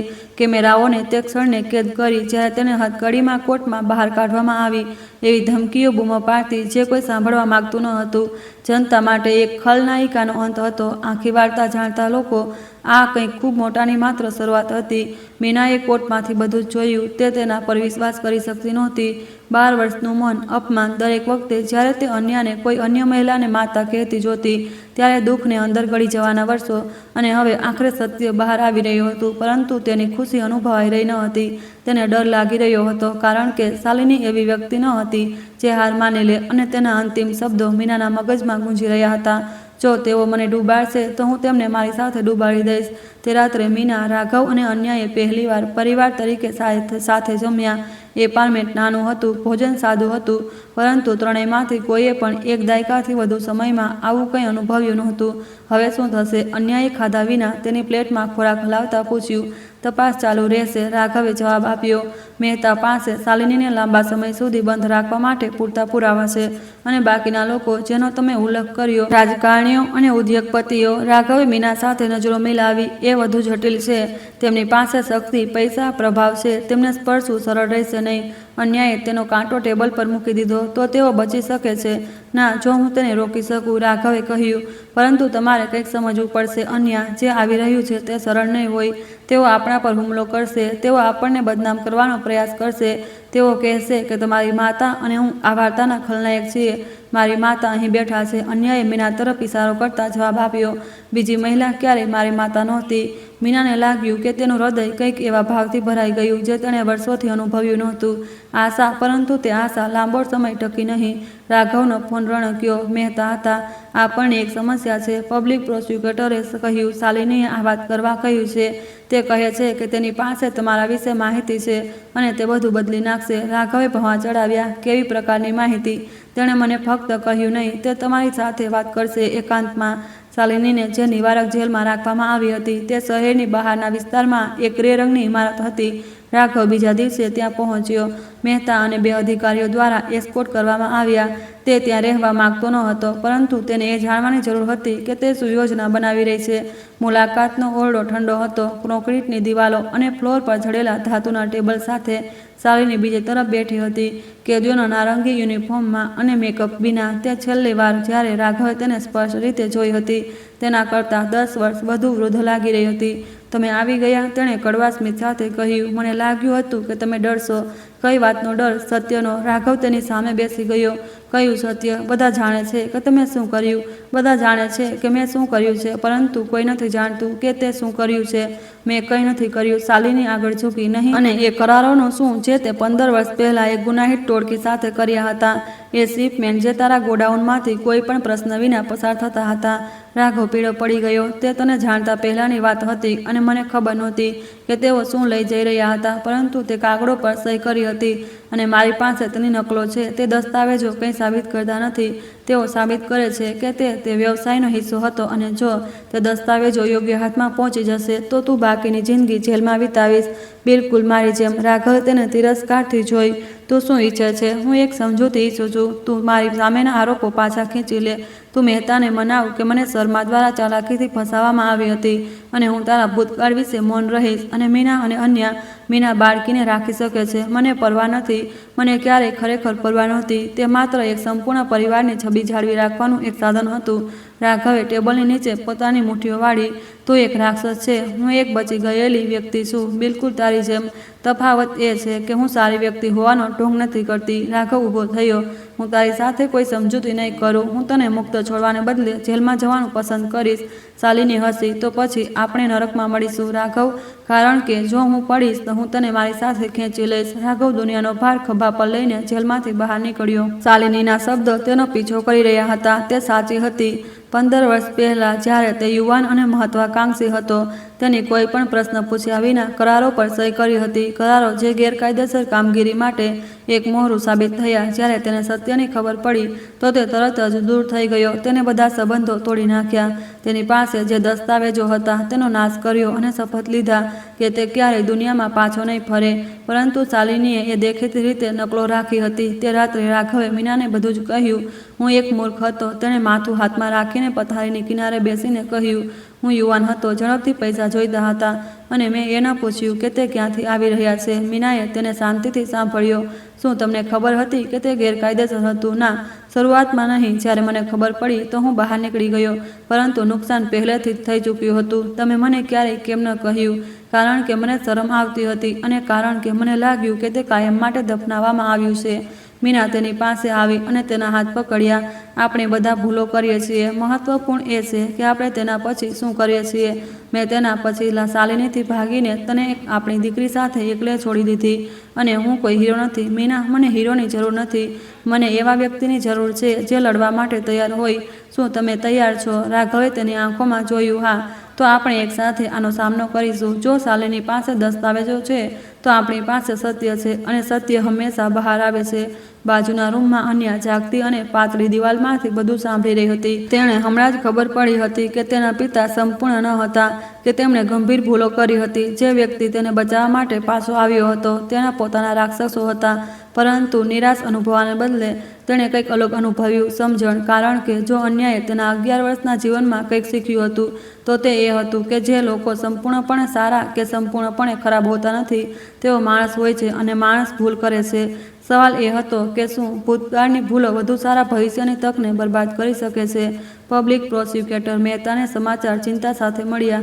જો શાલિની પાસે ખરેખર રાઘવને ફસાવતા દસ્તાવેજો હતા તો મામલો ખૂબ જટિલ બની જાય. બચાવ પક્ષ દલીલ કરે છે કે રાઘવ પીડિત ન હતો, પરંતુ એક સાથી હતો જે હવે બદલો લેવાનો પ્રયાસ કરી રહ્યો હતો.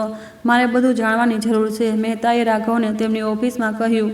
કંઈ પણ ન છોડતા રાઘવે તેમને પરિસ્થિતિ સમજાવી. 15 વર્ષ પહેલાંના કરારો, તેમની શરૂઆતની અજ્ઞાનતા, સત્ય જાણ્યા પછી દૂર થવાના તેના નિર્ણયો. શું કંઈ એવું હતું જે તમને સીધા ગુનાહિત પ્રવૃત્તિઓ સાથે જોડે છે? માત્ર તે કરારો પર મારી સહી. મેં કોઈ પણ ઓપરેશનમાં ભાગ લીધો ન હતો. મને તેમના તરફથી કોઈ પૈસા મળ્યા ન હતા. મને પાછળથી ખબર પડી કે તેઓ શું લઈ જઈ રહ્યા હતા. શું તમે સાબિત કરી શકો છો? હું સાબિત કરી શકું છું. દૂર જતો રહ્યો હતો. હું સાબિત કરી શકું છું કે મેં અનામી રીતે 1 વર્ષ પછી તે લોકોની ફરિયાદ કરી હતી, પરંતુ હું એ સાબિત નથી કરી શકતો કે તે સમયે મને શું ખબર નહોતી. મહેતા પોતાની ખુરશી પર પાછળ ઝૂકીને વિચારવા લાગ્યા. શાલિની આનો ઉપયોગ સોદાબાજી માટે કરશે. જો કેસ સુનાવણી સુધી પહોંચશે તો તેનો બચાવ અને તમને અસલી ગુનેગાર તરીકે રજૂ કરશે. મને ખબર છે એક અન્ય વિકલ્પ છે, મહેતાએ કહ્યું. તમે સ્વેચ્છાએ તમારા ભૂતકાળ વિશે જુબાની આપી શકો. શાલિની પહેલાં, જો તમે તેના ખુલાસા પહેલાં કબૂલાત કરી લો છો તો અસર ઓછી થશે અને તેની સામે કેસ ચાલુ રહેશે. જે તમે 15 વર્ષ પહેલાં કર્યું હતું તે 11 વર્ષ સુધી જે કર્યું તેને ન્યાય ઠહેરાતું નથી, પરંતુ તમારે પરિણામ માટે તૈયાર રહેવું પડશે. રાઘવ એક ક્ષણ ચૂપ રહ્યો. શું હું જેલમાં જઈ શકું છું? શક્ય છે. તે એ વાત પર નિર્ભર કરે છે કે તેઓ તે કરારોની તપાસ કરવા પર શું શોધે છે. આ એક અશક્ય નિર્ણય હતો. કબૂલાત કરવાનો અર્થ પોતાની સ્વતંત્રતાને જોખમમાં મૂકવી હતો. કબૂલાત ન કરવાનો અર્થ શાલિનીને તેને બરબાદ કરવાની શક્તિ આપવી હતો. મારે વિચારવું પડશે, રાઘવે કહ્યું. તમારી પાસે વધુ સમય નથી. શાલિની પહેલેથી જ વકીલો સાથે વાત કરી રહી છે. રાઘવ મહેતાની ઓફિસમાંથી એ અનુભવતા બહાર નીકળ્યો કે જમીન તેના પગ નીચેથી સરકી રહી છે. તે પોતાના પરિવારને બચાવવા માટે પાછો ફર્યો હતો, પરંતુ હવે એવું લાગી રહ્યું હતું કે તે તેમને બરબાદ કરી શકે છે. તે રાત્રે અન્યાએ એક નિર્ણય લીધો. તેણે વાતચીત સાંભળી હતી. તેણે તેના માતા પિતાના ચહેરા પર પીડા જોઈ હતી અને તેણે નક્કી કર્યું કે કાર્યવાહી કરવાનો સમય આવી ગયો છે. કોઈને કહ્યા વિના તે એપાર્ટમેન્ટમાંથી બહાર નીકળી ગઈ અને જ્યારે મીના અને રાઘવ સૂઈ રહ્યા હતા તેણે એક ટેક્સી લીધી અને તે જેલ સુધી ગઈ જ્યાં શાલિનીને રાખવામાં આવી હતી. તેની પાસે કોઈ મુલાકાત નહોતી, કોઈ પરવાનગી નહોતી, પરંતુ તેની પાસે કંઈક વધુ શક્તિશાળી હતું, દ્રઢ નિશ્ચય. મારે શાલિની ઓબ્રોયને મળવું છે. તેણે પ્રવેશદ્વાર પર ગાર્ડને કહ્યું. તમે સંબંધી છો? હું તેની દીકરી છું. ગાર્ડે તેને આશ્ચર્યથી જોઈ. બધાએ સમાચાર જોયા હતા. બધા જાણતા હતા કે અન્યા કોણ હતી. અહીં રાહ જુઓ. 30 મિનિટ પછી અન્યા મુલાકાતના રૂમમાં બેઠી હતી. શાલિની 2 ગાર્ડ દ્વારા એસ્કોર્ટ કરવામાં આવી. જ્યારે તેણે બાળકીને જોઈ તો તેના ચહેરા પર આશ્ચર્ય સાથે શંકા આવી. તું અહીં શું કરી રહી છે? હું તારી સાથે એકલી વાત કરવા આવી છું. તારી માતાએ તને આવવા દીધી. તને ખબર નથી કે હું અહીં છું. શાલિની એ ગણતરીપૂર્વકના સ્મિત સાથે તેની સામે બેસી ગઈ. રસપ્રદ. અને તું કયા વિશે વાત કરવા માંગે છે? હું ઈચ્છું છું કે તું રાઘવને એકલો છોડી દે. તારા પિતાને, જેણે તેને 11 વર્ષ સુધી છોડી દીધી. તેમણે મને છોડી નહોતી. તે તેમને બંધ કરી દીધા હતા. વિગતો વાત એ છે, હવે તે હીરો બનવા માંગે છે અને અપેક્ષા રાખે છે કે આપણે બધા તેમના પોતાના પાપો ભૂલી જઈશું. અન્યાયે સીધી તેની આંખોમાં જોયું. શું તું ઈચ્છે છે જેથી તું તેમને એકલા છોડી દે? શાલિની ઉત્સુકતાથી આગળ ઝૂકી. શું તું મારી પાસે વાતઘાટનો કરી રહી છે? એક 11 વર્ષની બાળકી. મારી પાસે કંઈક છે જે તને જોઈએ. તારી પાસે એવું શું હોઈ શકે જે મને રસપ્રદ લાગે? અન્યાયે તેના જેકેટમાંથી ખિસ્સામાંથી એક વળેલો કાગળ કાઢ્યો. તે એક ટ્રસ્ટ ફંડ દસ્તાવેજની એક નકલ હતી. એ ટ્રસ્ટ ફંડ જે રાઘવે તેના નામે 11 વર્ષ પહેલાં છોડ્યું હતું. અને જે તેના 12 વર્ષ થવાની પર સક્રિય થઈ ગયું હતું. મને ખબર છે કે તું આ પૈસા રાખવા માંગતી હતી, અન્યાએ કહ્યું. એટલા માટે જ તે મારા જન્મદિવસ પહેલાં મીનાને ઘરમાંથી કાઢવાનો પ્રયાસ કર્યો. જો તું રાઘવ સામે તે દસ્તાવેજોનો ઉપયોગ ન કરવાનું વચન આપે તો જ્યારે હું 12 વર્ષની થઈશ ત્યારે હું તને આખું ટ્રસ્ટ ફંડ ટ્રાન્સફર કરી દઈશ. શાલિનીએ તેને પ્રશંસા અને તિરસ્કારના મિશ્રણથી જોઈ. તું મેં વિચારી રહી હતી કે તેના કરતાં ઘણી વધારે ચતુર છે, પરંતુ એક સમસ્યા છે. શું? મને તારા પર વિશ્વાસ નથી. મને કેવી રીતે ખબર પડશે કે તું તારું વચન પાડીશ? કારણ કે તારાથી વિપરીત હું મારું વચન પાડું છું. તેમની વચ્ચેનું મૌન ઘેરું હતું. શાલિની બાળકીનો અભ્યાસ કરી રહી હતી, નબળાઈના સંકેતો શોધી રહી હતી. તેને કોઈ મળ્યું નહીં. હું આના પર વિચાર કરીશ, તેણે આખરે કહ્યું. જ્યારે મીનાને ખબર પડી કે અન્યા શાલિનીને મળવા ગઈ હતી ત્યારે તેને લગભગ હાર્ટ એટેક આવી ગયો હતો. શું તું પાગલ છે? તેણે બૂમ પાડી. તે મહિલા ખતરનાક છે. તે તને નુકસાન પહોંચાડી શકતી હતી. હું જેલમાં હતી માં, ગાર્ડ સાથે. તે મારું કંઈ પણ બગાડી શકતી નહોતી. તેનાથી કોઈ ફરક નથી પડતો. તું આવા નિર્ણયો અમને પૂછ્યા વિના ન લઈ શકે. રાઘવે શાંત અવાજમાં હસ્તક્ષેપ કર્યો. અન્યા, તે તેને બરાબર શું કહ્યું? અન્યાએ તેમને પ્રસ્તાવ સમજાવ્યો જે તેણે મૂક્યો હતો. મૌનના બદલામાં ટ્રસ્ટ ફંડ. તું આવું ન કરી શકે, મીનાએ કહ્યું. તે તારા પૈસા છે. તારા પિતાએ તે તારા માટે ભવિષ્ય માટે છોડ્યા હતા. જો મારા પિતા જેલમાં છે તો મારું ભવિષ્ય કોઈ માયને નથી રાખતું. આ ઉપરાંત મને તે પૈસાની જરૂર નથી. મને તમારી જરૂર છે. રાઘવ તેની દીકરીની સામે ઘૂંટણીએ બેસી ગયા. મારી વાત ધ્યાનથી સાંભળ. તે જે કર્યું તે ખૂબ બહાદુરી ભર્યું હતું, પરંતુ ખૂબ જોખમી પણ હતું. શાલિની એવી વ્યક્તિ નથી જેની સાથે સોદાબાજી કરી શકાય. તે તું જે ઓફર કરીશ તે લઈ લેશે અને હુમલો કરતી રહેશે. તો પછી આપણે શું કરીએ? આપણે તે કરીએ છીએ જે સાચું છે. હું મારા ભૂતકાળ વિશે કબૂલાત કરીશ તે પહેલાં કે તેનો ઉપયોગ મારી વિરુદ્ધ કરી શકે. પરંતુ તમે જેલમાં જઈ શકો છો. શક્ય છે, પરંતુ હું મારી ભૂલોના પરિણામોનો સામનો કરવાનું પસંદ કરીશ. કોઈ મને નિયંત્રિત કરવા માટે તેનો ઉપયોગ કરે અને તે ડર સાથે જીવવું પડે તેના બદલે. અન્યાએ તેમના પિતાને ભેટી લીધી. હું તમને ફરીથી ગુમાવવા માંગતી નથી. તું મને ગુમાવવાની નથી. જે પણ થાય આપણે સાથે રહીશું. કદાચ શારીરિક રીતે નહીં, પરંતુ સાથે. મીના પણ ભેટી પડી. 11 વર્ષમાં પહેલીવાર ત્રણેય એક સાથે બાજુએ હતા. જો જરૂર પડી તો દુનિયાની સામે. પરંતુ તેમને એ ખબર નહોતી કે શાલિનીએ પહેલેથી જ એક નિર્ણય લઈ લીધો હતો અને તે નહોતો જેની અન્ય અપેક્ષા રાખી રહી હતી. બીજા દિવસે શાલિનીએ ઇમરજન્સી સુનાવણીની માંગ કરી. તેના વકીલે એક નવી વ્યક્તિ જેને તેણે બાકી બચેલા થોડા પૈસાની કામે રાખી હતી. તેણે એક આશ્ચર્યજનક પ્રસ્તાવ મૂક્યો. મારી અસીલ જુબાની આપવા માગે છે. તેણે જાહેરાત કરી. તેની પાસે ગુનાહિત પ્રવૃત્તિઓ વિશે સુસંગત માહિતી છે જેમાં ઘણા હાઈ પ્રોફાઇલ વ્યક્તિઓ સામેલ છે. જજ સિંહે પુહા ચડાવ્યા. શું તે કોઈ સમજૂતી શોધી રહી છે? મારી અસીલ સમાજમાં ઘટાડાના બદલામાં સંપૂર્ણ સહકાર આપવા તૈયાર છે. મહેતા ઊભા થયા. માય લોર્ડ, આ સ્પષ્ટપણે મુખ્ય કેસમાંથી ધ્યાન ભટકાવવાની એક વ્યૂહરચના છે. આ ધ્યાન ભટકાવવાનું નથી, શાલિનીના વકીલે જવાબ આપ્યો. મારી અસીલ પાસે એવા દસ્તાવેજો છે જે 15 વર્ષ પહેલાં રાઘવ ઓબરોયની આંતરરાષ્ટ્રીય દાણચોરી કામગીરીમાં ભાગીદારી સાબિત કરે છે. કોર્ટમાં ગણગણાટ તરત જ ફેલાઈ ગયો. ગેલેરીમાં બેઠેલા રાઘવને લાગ્યું કે તેનું પેટ વલોવાઈ રહ્યું છે. શાલિનીએ તેને દગો આપ્યો. અન્યના પ્રસ્તાવ છતાં તેમણે હુમલો કરવાનું નક્કી કર્યું. આ ઉપરાંત વકીલે ચાલુ રાખ્યું. મારી અસીલ પાસે ભ્રષ્ટાચારની જાળ વિશે માહિતી છે જેનો પબ્લિક પ્રોસિક્યુટર મહેતાએ ઉલ્લેખ કર્યો છે. નામ, તારીખ, રકમ, બધું જ. જજ સિંહે પરિસ્થિતિ પર વિચાર કર્યો. પબ્લિક પ્રોસિક્યુટર મહેતા, તમારો શું અભિપ્રાય છે? મહેતાએ જવાબ આપવામાં મોડું કર્યું. આ એક જાળ હતી, તે જાણતો હતો, પરંતુ આ એક તક પણ હતી. જો શાલિની પાસે ખરેખર ભ્રષ્ટાચારની જાણ વિશે માહિતી હતી તો તેને સંભાળવી સાર્થક હોઈ શકે. હું સમજૂતી પર વિચાર કરવા તૈયાર છું, તેણે આખરે કહ્યું. પરંતુ પ્રતિબદ્ધ થતાં પહેલાં મારે પુરાવા જોવાની જરૂર છે. અસ્વીકાર્ય, વકીલે જવાબ આપ્યો. મારી અસીલ જ્યાં સુધી કોઈ સમજૂતી પર હસ્તાક્ષર ન થાય ત્યાં સુધી કંઈ બતાવશે નહીં. તો પછી કોઈ સમજૂતી નથી. શાલિની ઊભી થઈ. રાહ જુઓ, તેણે બૂમ પાડી. બીજું કંઈક પણ છે, કંઈક એવું જે હજી સુધી કોઈને નથી જાણતું. બેસી જાઓ, શ્રીમતી ઓબરોય, જજે આદેશ આપ્યો. જજ શર્માએ એકલા કામ નથી કર્યું. તેમનો એક સાથી છે. કોઈ એવું જે 20 વર્ષથી આ ઝાડને પડછાયાની બચાવી રહ્યું છે. કોઈ એવું જે આ કોર્ટમાં છે. બધાએ પોતાના આસપાસ જોયું. કોણ હોઈ શકે? શાલિનીએ સીધી ગેલેરીમાં એક વ્યક્તિ તરફ આંગળી ચીંધી. તે સાંસદ રાકેશ તિવારી છે અને હું આ સાબિત કરી શકું છું. સાંસદ તિવારી પીડા પડી ગયા. ઉઠવાનો પ્રયાસ કર્યો, પરંતુ બે અધિકારીઓ પહેલેથી જ તેમની તરફ આગળ વધી રહ્યા હતા. આ વાહિયાત છે, તેમણે બૂમ પાડી. તે મહિલા પોતાના બચાવ માટે જૂઠું બોલી રહી છે. મારી પાસે રેકોર્ડિંગ છે, શાલિનીએ શાંતિથી કહ્યું. વાતચીત જ્યાં સાંસદ ગેરકાયદેસર ટ્રાન્સફર, જજોને લાંચ, સાક્ષીઓને ડરાવવાના આદેશ આપે અને બધું દસ્તાવેજીકૃત છે. જજ સિંહે હથોડી પછાડી. વ્યવસ્થા જાળવો. સાંસદ તિવારી, કૃપા કરીને તમારી જગ્યા પર રહો જ્યાં સુધી અમે આ આરોપોનું મૂલ્યાંકન કરીએ છીએ. તમે મને કસ્ટડીમાં ન લઈ શકો. મારી પાસે સંસદીય મુક્તિ છે. તમારી મુક્તિ ગંભીર ગુનાઓના કેસોમાં લાગુ પડતી નથી. જજે જવાબ આપ્યો. અધિકારીઓ, સુનિશ્ચિત કરો કે સાંસદ કોર્ટની બહાર ન જાય. મહેતા મંચ તરફ આગળ વધ્યા. માય લોર્ડ, હું શ્રીમતી ઓબરોય દ્વારા દાવો કરાવેલા પુરાવાનું મૂલ્યાંકન કરવા માટે વિરામની વિનંતી કરું છું. મંજૂર. 2 કલાકનો વિરામ. જ્યારે અધિકારીઓ શાલિનીને પાછી તેની કોટડીમાં લઈ જઈ રહ્યા હતા ત્યારે તે રાઘવની પાસેથી પસાર થઈ અને ધીમેથી બોલી. મેં તને કહ્યું હતું કે જો હું પડીશ તો તેમને મારી સાથે લઈ જઈશ, પરંતુ તને નહીં. તેમને તું અને હું પછી વાત કરીશું. રાઘવને સમજાયું નહીં કે શું વિચારવું. શાલિની તેનું રક્ષણ કરી રહી હતી કે એક બીજી ચાલ હતી. વિરામમાં મહેતાએ શાલિની દ્વારા પૂરા પાડવામાં આવેલા પુરાવાઓની તપાસ કરી. તે વિનાશકારી હતા. ઓડિયો રેકોર્ડિંગ જ્યાં સાંસદ તિવારી સીધા આદેશ આપી રહ્યા હતા. તેમની સહીવાળા દસ્તાવેજો, સમાધાન કરતી તસવીરો. આ અધિકૃત છે, મહેતાએ કહ્યું. આ બધું અધિકૃત છે. કેસ માટે આનો અર્થ શું છે? રાઘવે પૂછ્યું. આનો અર્થ એ છે કે શાલિની હમણાં જ આ તપાસની સૌથી મૂલ્યવાન સાક્ષી બની ગઈ છે.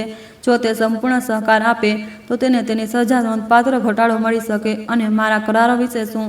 મહેતાએ ગંભીર ભાવે તેની સામે જોયું. તેણે તેની જુબાનીમાં તેના વિશે કંઈ પણ ઉલ્લેખ કર્યો નથી. તેણે માત્ર તિવારી અને શર્મા પર હુમલો કર્યો. તે મારું રક્ષણ શા માટે કરશે? મને ખબર નથી, પરંતુ કંઈક બદલાઈ ગયું છે અને આપણે શોધવું પડશે કે શું. તે રાત્રે રાઘવને એક અણધાર્યો કોલ આવ્યો. તે જેલમાંથી શાલિની હતી. તું કંઈ કહે તે પહેલાં તેણે શરૂ કર્યું. મારી વાત સાંભળ. હું શા માટે સાંભળું? કારણ કે મેં હમણાં જ તને બચાવ્યો છે અને હું ઈચ્છું છું કે તને ખબર પડે શા માટે. રાઘવ મૌન રહીને રાહ જોતો રહ્યો. અન્યા મને મળવા આવી હતી. તેણે તને એકલો છોડવાના બદલામાં મને ટ્રસ્ટ ફંડની ઓફર કરી હતી. પોતાના પિતા માટે એક 11 વર્ષની બાળકીએ મારી સાથે વાટાઘાટો કરી. મને ખબર છે, તેણે મને કહ્યું. તેને ખબર નથી કે મુલાકાતે મને વિચારવા મજબૂર કરી દીધી. તે બાળકીમાં મારા કરતાં વધારે હિંમત અને પ્રેમ છે જે મેં ક્યારેય કર્યો નથી. અને મને કંઈક સમજાયું. જો હું તને બરબાદ કરીને તેને બરબાદ કરું છું તો હું અત્યારે છું તેના કરતાં પણ ખરાબ બની જાઉં. તને આની પરવા ક્યારથી થવા લાગી? જ્યારથી મને સમજાયું કે હું મારી બાકીની જિંદગી જેલમાં વિતાવવાની છું અને હું ઈચ્છું છું કે ઓછામાં ઓછી એક સારી વસ્તુ આ બધામાંથી બહાર આવે. અને તારી ધમકીઓ વિશે શું? મારા ભૂતકાળ વિશેના દસ્તાવેજો. મેં તેનો નાશ કરી દીધો. સારું, મેં મારા વકીલને તેના વિશે નાશ કરવાનું કહ્યું હતું. તે હવે અસ્તિત્વમાં નથી. રાઘવને ખબર નહોતી કે તેના પર વિશ્વાસ કરવો કે નહીં. તું આવું શા માટે કરશે? કારણ કે અન્યાયે મને આવું કરવા કહ્યું હતું અને કારણ કે જો મને આ સ્વીકારવામાં મુશ્કેલી પડે છે. તે બાળકીને એક પિતાનો હક છે, ભલે તે પિતા તું હોય. એક લાંબો સન્નાટો છવાઈ ગયો. હું તારી પાસે માફી નથી માંગી રહી, શાલિનીએ આગળ કહ્યું. હું આ માટે લાયક નથી, પણ હું તે ઈચ્છતી પણ નથી. હું બસ તને એટલું કહી રહી છું કે હું હવે તારી દુશ્મન નથી. હવે મારા મોટા દુશ્મનો છે તિવારી, શર્મા અને બાકીના બધા. તેમણે વર્ષો સુધી મારો ઉપયોગ કર્યો. તેમણે મને વિશ્વાસ અપાવ્યો કે હું એક સાથી હતી, પરંતુ હંમેશા માત્ર એક સાધન હતી. હવે તેઓ ચૂકવશે. અને તેના પછી શું? તેના પછી કંઈ નહીં. હું મારી સજા કાપીશ અને કદાચ જો અન્ય ક્યારેય ઈચ્છે તો હું તેને બધું સમજાવતો એક પત્ર લખીશ. રાઘવે ફોન મૂકી દીધો. એ જાણ્યા વગર કે શું અનુભવવું. શાલિની 15 વર્ષથી તેનું સૌથી મોટું દુઃખદ સ્વપ્ન હતી અને હવે તેણે અણધારી રીતે તેનો બચાવ કર્યો. શું તે પ્રામાણિક હતી કે આ રમતની બીજી કોઈ ચાલ હતી જે તે સમજી શક્યો ન હતો? માત્ર સમય જ કહેશે. 1 અઠવાડિયા પછી કેસે એવો વળાંક લીધો જેની કોઈને અપેક્ષા નહોતી. સાંસદ તિવારીએ આજીવન કેદની શક્યતાનો સામનો કરતા સહકાર આપવાનું નક્કી કર્યું. સજામાં ઘટાડવાના બદલામાં તેમણે ભ્રષ્ટાચારની આખી ઝાડ વિશે માહિતી આપી. નામ, તારીખો, બેંક ખાતાઓ, છુપાયેલી મિલકતો. નાગપુરના આ નામોમાં 3 સંઘીય જજ, 2 રાજ્યપાલ અને એક ભૂતપૂર્વ મંત્રી સામેલ હતા. આ દેશમાં તાજેતરના ઇતિહાસનો સૌથી મોટો ભ્રષ્ટાચાર કૌભાંડ હતો. જજ આનંદ શર્મા એ જોઈને કે તેમની દુનિયા વિખેરાઈ રહી છે, તેમણે ભાગવાનો પ્રયાસ કર્યો. તેમણે એરપોર્ટ પર નકલી પાસપોર્ટ અને રોકડથી ભરેલી 2 સુટકેસ સાથે પકડવામાં આવ્યા. તેમની કારકિર્દી, તેમની પ્રતિષ્ઠા, તેમની સ્વતંત્રતા બધું એક જ ક્ષણમાં ખતમ થઈ ગયું. જજ સિંહે દ્રઢ હાથે સુનાવણીની અધ્યક્ષતા કરી.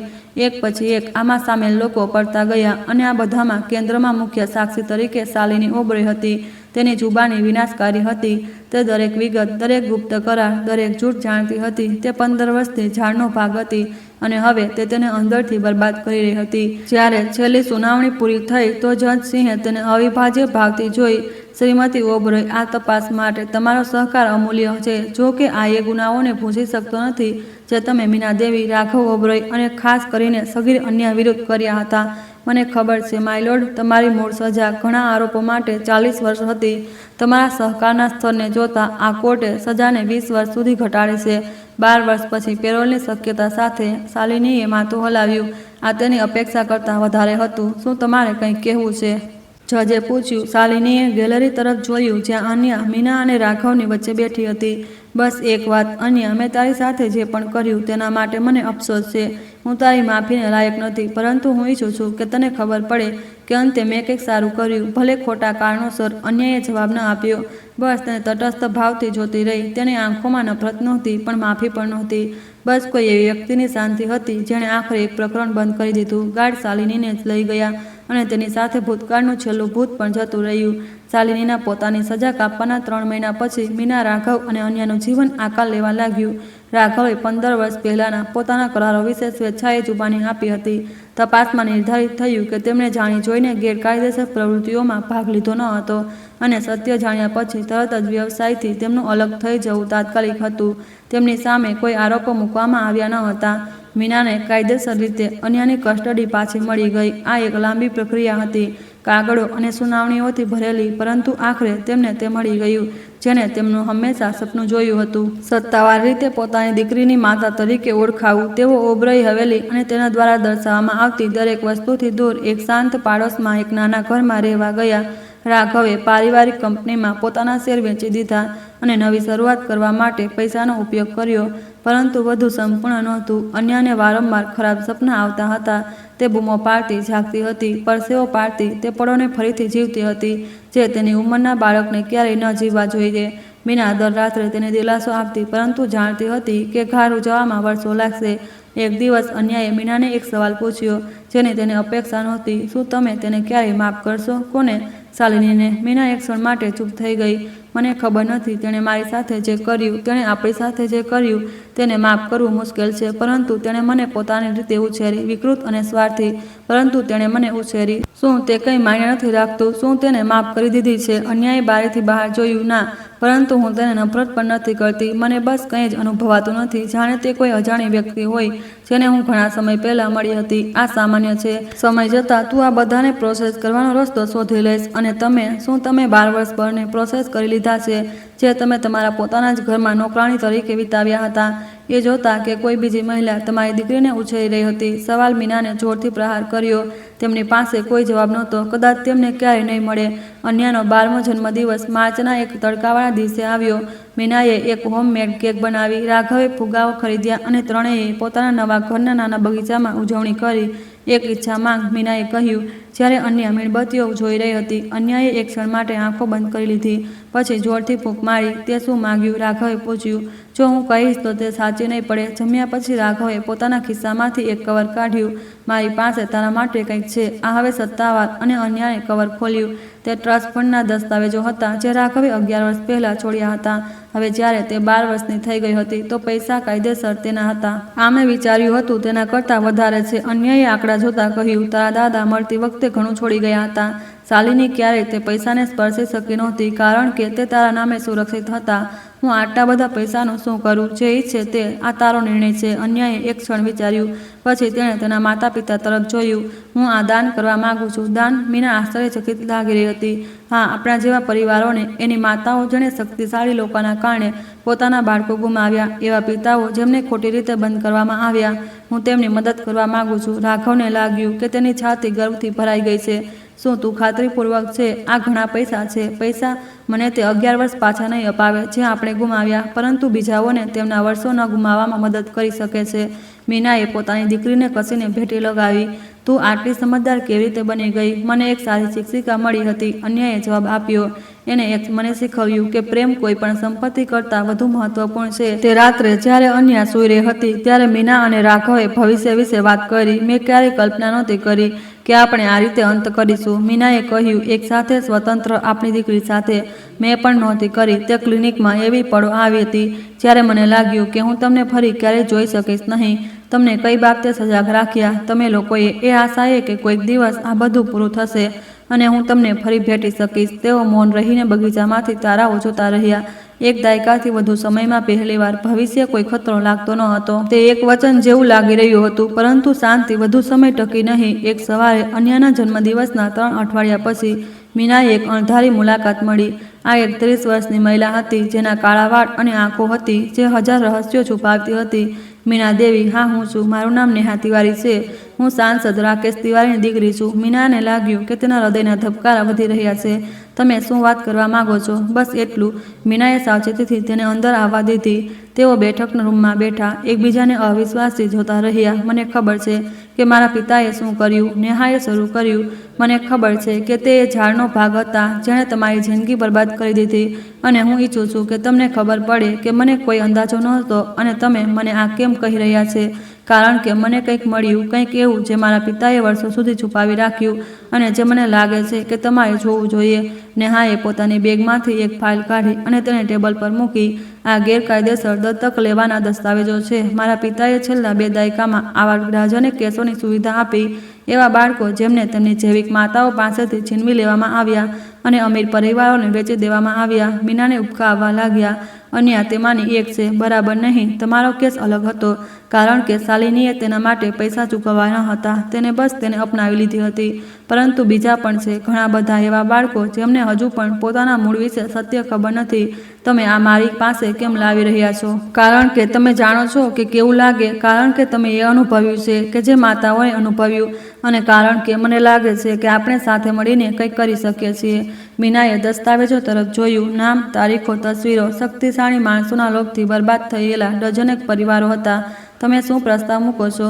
હું પ્રસ્તાવ મૂકું છું કે આપણે આ અધિકારીઓ સામે લઈ જઈએ, એક તપાસ ખોલીએ અને તે પરિવારોને એકઠા કરીએ. અને તમને આમાંથી શું મળશે? નેહાએ ભીની આંખોથી તેમની સામે જોયું. મોક્ષ. મારા પિતાએ જિંદગીઓ બરબાદ કરી અને હું તે બદલી શકતી નથી, પરંતુ હું કંઈક નુકસાન ભરપાઈ કરવાનો પ્રયાસ કરી શકું છું. આ એક જોખમી પ્રસ્તાવ હતો, પરંતુ મીના શીખી રહી હતી કે ન્યાયિક કારણો હંમેશા જોખમ લેવા યોગ્ય હોય છે. ઠીક છે, હું આ કરીશ. ગેરકાયદેસર દત્તક લેવાની તપાસમાં મહિનાઓ લાગી ગયા. મીના અને નેહાએ પબ્લિક પ્રોસિક્યુટર મહેતા સાથે મળીને કામ કર્યું. દરેક દસ્તાવેજની સમીક્ષા કરી, સાક્ષીઓનો ઇન્ટરવ્યૂ લીધો, અલગ થયેલા પરિવારોની શોધ કરી. તેમણે જે શોધ્યું તે વિનાશકારી હતું. છેલ્લા 20 વર્ષોમાં 40થી વધુ બાળકોને તેમની જૈવિક માતાઓથી ગેરકાયદેસર રીતે અલગ કરવામાં આવ્યા હતા. કેટલાક વિદેશી પરિવારોને વેચી દેવામાં આવ્યા હતા. અન્યને સ્થાનિક યુગલોને આપવામાં આવ્યા હતા જેમણે તેમના માટે સંપત્તિ ચૂકવી હતી, અને અન્ય બસ ગાયબ થઈ ગયા હતા. આ ઝાડમાં ડોક્ટરો, વકીલો, જજ અને રાજકારણીઓ સામેલ હતા. આ શાલિની અથવા સાંસદ તિવારીએ જે ખુલાસો કર્યો હતો તેના કરતાં વધુ ઘણું મોટું હતું. આ એક રોગચાળો છે, મહેતાએ પૂરો રિપોર્ટ જોઈને કહ્યું, અને આ દાયકાઓથી આપણા નાક નીચે થઈ રહ્યું છે. આપણે શું કરી શકીએ? મીનાએ પૂછ્યું. આને કોર્ટમાં લઈ જાઓ, વ્યક્તિગત કેસ ખોલો, તે પરિવારોને ફરીથી મેળવવાનો પ્રયાસ કરો જે હજુ પણ ફરીથી જોડાઈ શકે છે અને જે હવે નથી કરી શકતા. તે બાળકો જેમને વિદેશ મોકલવામાં આવ્યા હતા અથવા જે પુખ્ત છે તેમના માટે આ વધારે જટિલ છે, પરંતુ ઓછામાં ઓછું તેઓ પોતાના મૂળ વિશે સત્ય જાણી શકે છે. અન્ય, જેણે તપાસનું બારીકાઈથી પાલન કર્યું હતું, તેણે એક નિર્ણય લીધો. હું મદદ કરવા માંગુ છું. તેણે કહ્યું, હું ટ્રસ્ટ ફંડના પૈસાનો ઉપયોગ એક ફાઉન્ડેશન બનાવવા માટે કરવા માંગુ છું. એક એવું ફાઉન્ડેશન જે પરિવારોને ફરીથી મળવામાં મદદ કરે, જે કાનૂની ખર્ચ ચૂકવે, જે મનોવૈજ્ઞાનિક સહાય પૂરી પાડે. મીના અને રાઘવે એકબીજા સામે જોયું. આ ઘણું કામ છે, રાઘવે કહ્યું, અને ઘણી જવાબદારી. મને ખબર છે, પરંતુ તે સાચું છે. અન્ય ફાઉન્ડેશનનો જન્મ 3 મહિના પછી થયો, જેનું મિશન ગેરકાયદેસર દત્તક લેવા અને બાળ તસ્કરીના પીડિતોને સત્ય શોધવામાં મદદ કરનારું હતું, અને જ્યારે શક્ય હોય ત્યારે તેમના જૈવિક પરિવારો સાથે ફરીથી જોડાવાનું. પોતાના પહેલા જ વર્ષમાં ફાઉન્ડેશને 12 પરિવારોને ફરીથી મળવાનું મદદ કરી. 12 માતાઓને તે બાળકો ફરીથી ગળે લગાવ્યા જેમને તેઓ કાયમ માટે ગુમાવી ચૂકી હતી. દર્દની 12 વાર્તાઓ, જેને આખરે એક સુખદ અંત જેવું કંઈક મળ્યું. ફાઉન્ડેશનની બીજી વર્ષગાંઠ એક ખાસ તારીખ સાથે આવતી હતી. એ દિવસ જ્યારે કોર્ટે આખરે શાલિની અને સાંસદ તિવારીના ભ્રષ્ટાચારની ઝાડથી સંબંધિત તમામ કેસ બંધ કરી દીધા. કુલ 27 લોકોને દોષિત ઠેરવવામાં આવ્યા. જજ, રાજકારણીઓ, ઉદ્યોગપતિઓ, વકીલો, બધા એક પછી એક પડતા ગયા. ડોમિનોઝના ટુકડાઓની જેમ.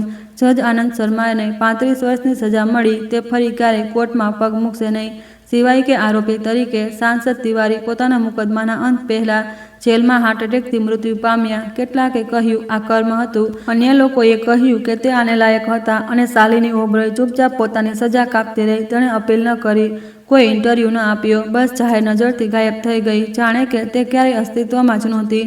મીના અંતિમ સુનાવણીમાં હાજર રહી, જ્યાં સજાઓ વાંચવામાં આવી. જ્યારે બધું પૂરું થઈ ગયું તો જજ સિંહે તેમને પોતાની ચેમ્બરમાં બોલાવ્યા. હું તમને વ્યક્તિગત રીતે અભિનંદન આપવા માંગતી હતી, જજે કહ્યું. તમે અને તમારા પરિવારે જે હાંસલ કર્યું છે તે અસાધારણ છે. અમે બસ એ જ કર્યું જે અમારે કરવાનું હતું. તમે તેના કરતાં ઘણું વધારે કર્યું. તમે એક ભ્રષ્ટ સિસ્ટમનો પર્દાફાશ કર્યો જે કાયદાઓથી કામ કરી રહી હતી. તમે એવા પરિવારોને બચાવ્યા જેમને પોતાની જાતે ક્યારેય ન્યાય મળત નહીં. તમે એક ફાઉન્ડેશન બનાવ્યું જે જિંદગીઓ બદલી રહ્યું છે. મારી દીકરી આશ્રયને લાયક છે, આ તેમના વિચાર હતો. અન્ય એક અસાધારણ બાળકી છે, પરંતુ તેને એક અસાધારણ માતા મળી જેણે તેને ન્યાય અને કરુણાનું મૂલ્ય શીખવ્યું. મીનાની આંખોમાં આંસુ આવી ગયા. અમુક પળો એવી હતી જ્યારે મને લાગ્યું કે હું તે ઘરમાંથી ક્યારેય બહાર નહીં નીકળી શકું, કે હવે હું તે મહિલાની રસોઈયન બનીને મરી જઈશ જેણે મારી પાસેથી બધું ચોરી લીધું હતું. પરંતુ તમે મર્યા નહીં, તમે બચી ગયા, અને હવે તમે અહીં તમારી દીકરી સાથે આઝાદ છો, દુનિયામાં એક પરિવર્તન લાવી રહ્યા છો. જજે પોતાનો હાથ લંબાવ્યો. તમને મળીને સન્માન થયું, શ્રીમતી દેવી. મીનાએ ઇશારો કર્યો. સન્માન મારું છે, માય લોર્ડ. જીવનમાં ચાલતું રહ્યું. અન્યા મોટી થઈ, હાઈસ્કૂલમાં પ્રવેશી, મિત્રો બનાવ્યા, જુસ્સો શોધ્યો. તેને હજુ પણ ક્યારેક ક્યારેક ખરાબ સપના આવતા હતા, પરંતુ તે દરેક વખતે ઓછા થઈ રહ્યા હતા. રાઘવ અને મીનાએ ક્યારેય લગ્ન ન કર્યા. સત્તાવાર રીતે તેની જરૂર નહોતી. તેમની પાસે જે હતું તે કોઈ પણ કાગળ કરતાં વધુ મજબૂત હતું. ફાઉન્ડેશન વધતું રહ્યું. 5 વર્ષમાં તેણે 100થી વધુ પરિવારોની મદદ કરી. અન્યનું નામ એવા લોકો માટે આશાનો પર્યાય બની ગયું જેમણે બધું ગુમાવી દીધું હતું. પરંતુ એક વાત હતી, એ અન્યાયે ક્યારેય નહોતી કરી. એક વાતચીત જે તેણે ક્યારેય નહોતી કરી. તે દિવસે 18 વર્ષની થઈ. તેણે એક નિર્ણય લીધો. હું શાલિનીને મળવા માગું છું. તેણે પોતાના માતા પિતાને કહ્યું. મીના અને રાઘવે ચિંતાથી એકબીજા સામે જોયું. શા માટે? મીનાએ પૂછ્યું. કારણ કે મારે તે પ્રકરણ બંધ કરવું છે. મારે તેને છેલ્લી વાર જોવી છે, અને તેને એ કહેવું છે જે હું બાળપણમાં ક્યાંય નહોતી કહી શકી. શું તું ચોક્કસ છે? હા, આ કંઈક એવું છે જે મારા માટે કરવું છે. રાઘવે ધીમેથી માથું હલાવ્યું. અમે તને જેલ સુધી પહોંચાડીશું, પરંતુ વાતચીત તારી છે. અન્યાએ પહેલાં જેલ સુધી ગઈ જ્યાં શાલિની પોતાની સજા કાપી રહી હતી. તે ત્યાં 6 વર્ષથી હતી. પેરોલ માટે અરજી કરતા પહેલાં તેને ઓછામાં ઓછા 6 વધુ વર્ષ બાકી હતા.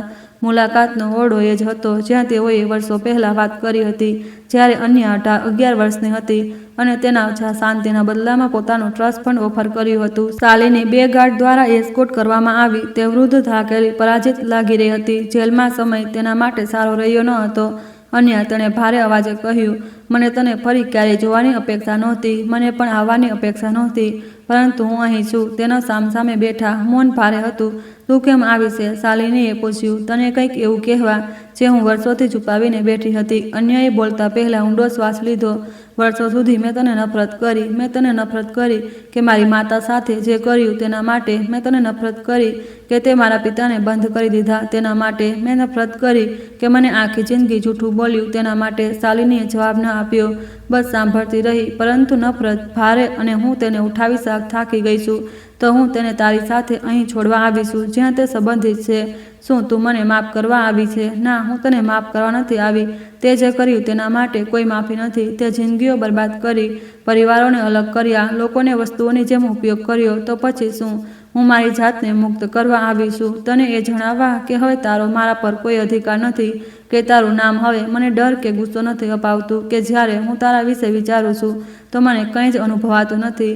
શાલિનીએ પોતાની નજરો નીચે કરી લીધી. નફરત કરતાં ખરાબ કંઈક નથી કદાચ, પરંતુ આ શ્રેષ્ઠ છે હું તને આપી શકું છું. બીજો એક લાંબો સન્નાટો છવાઈ ગયો.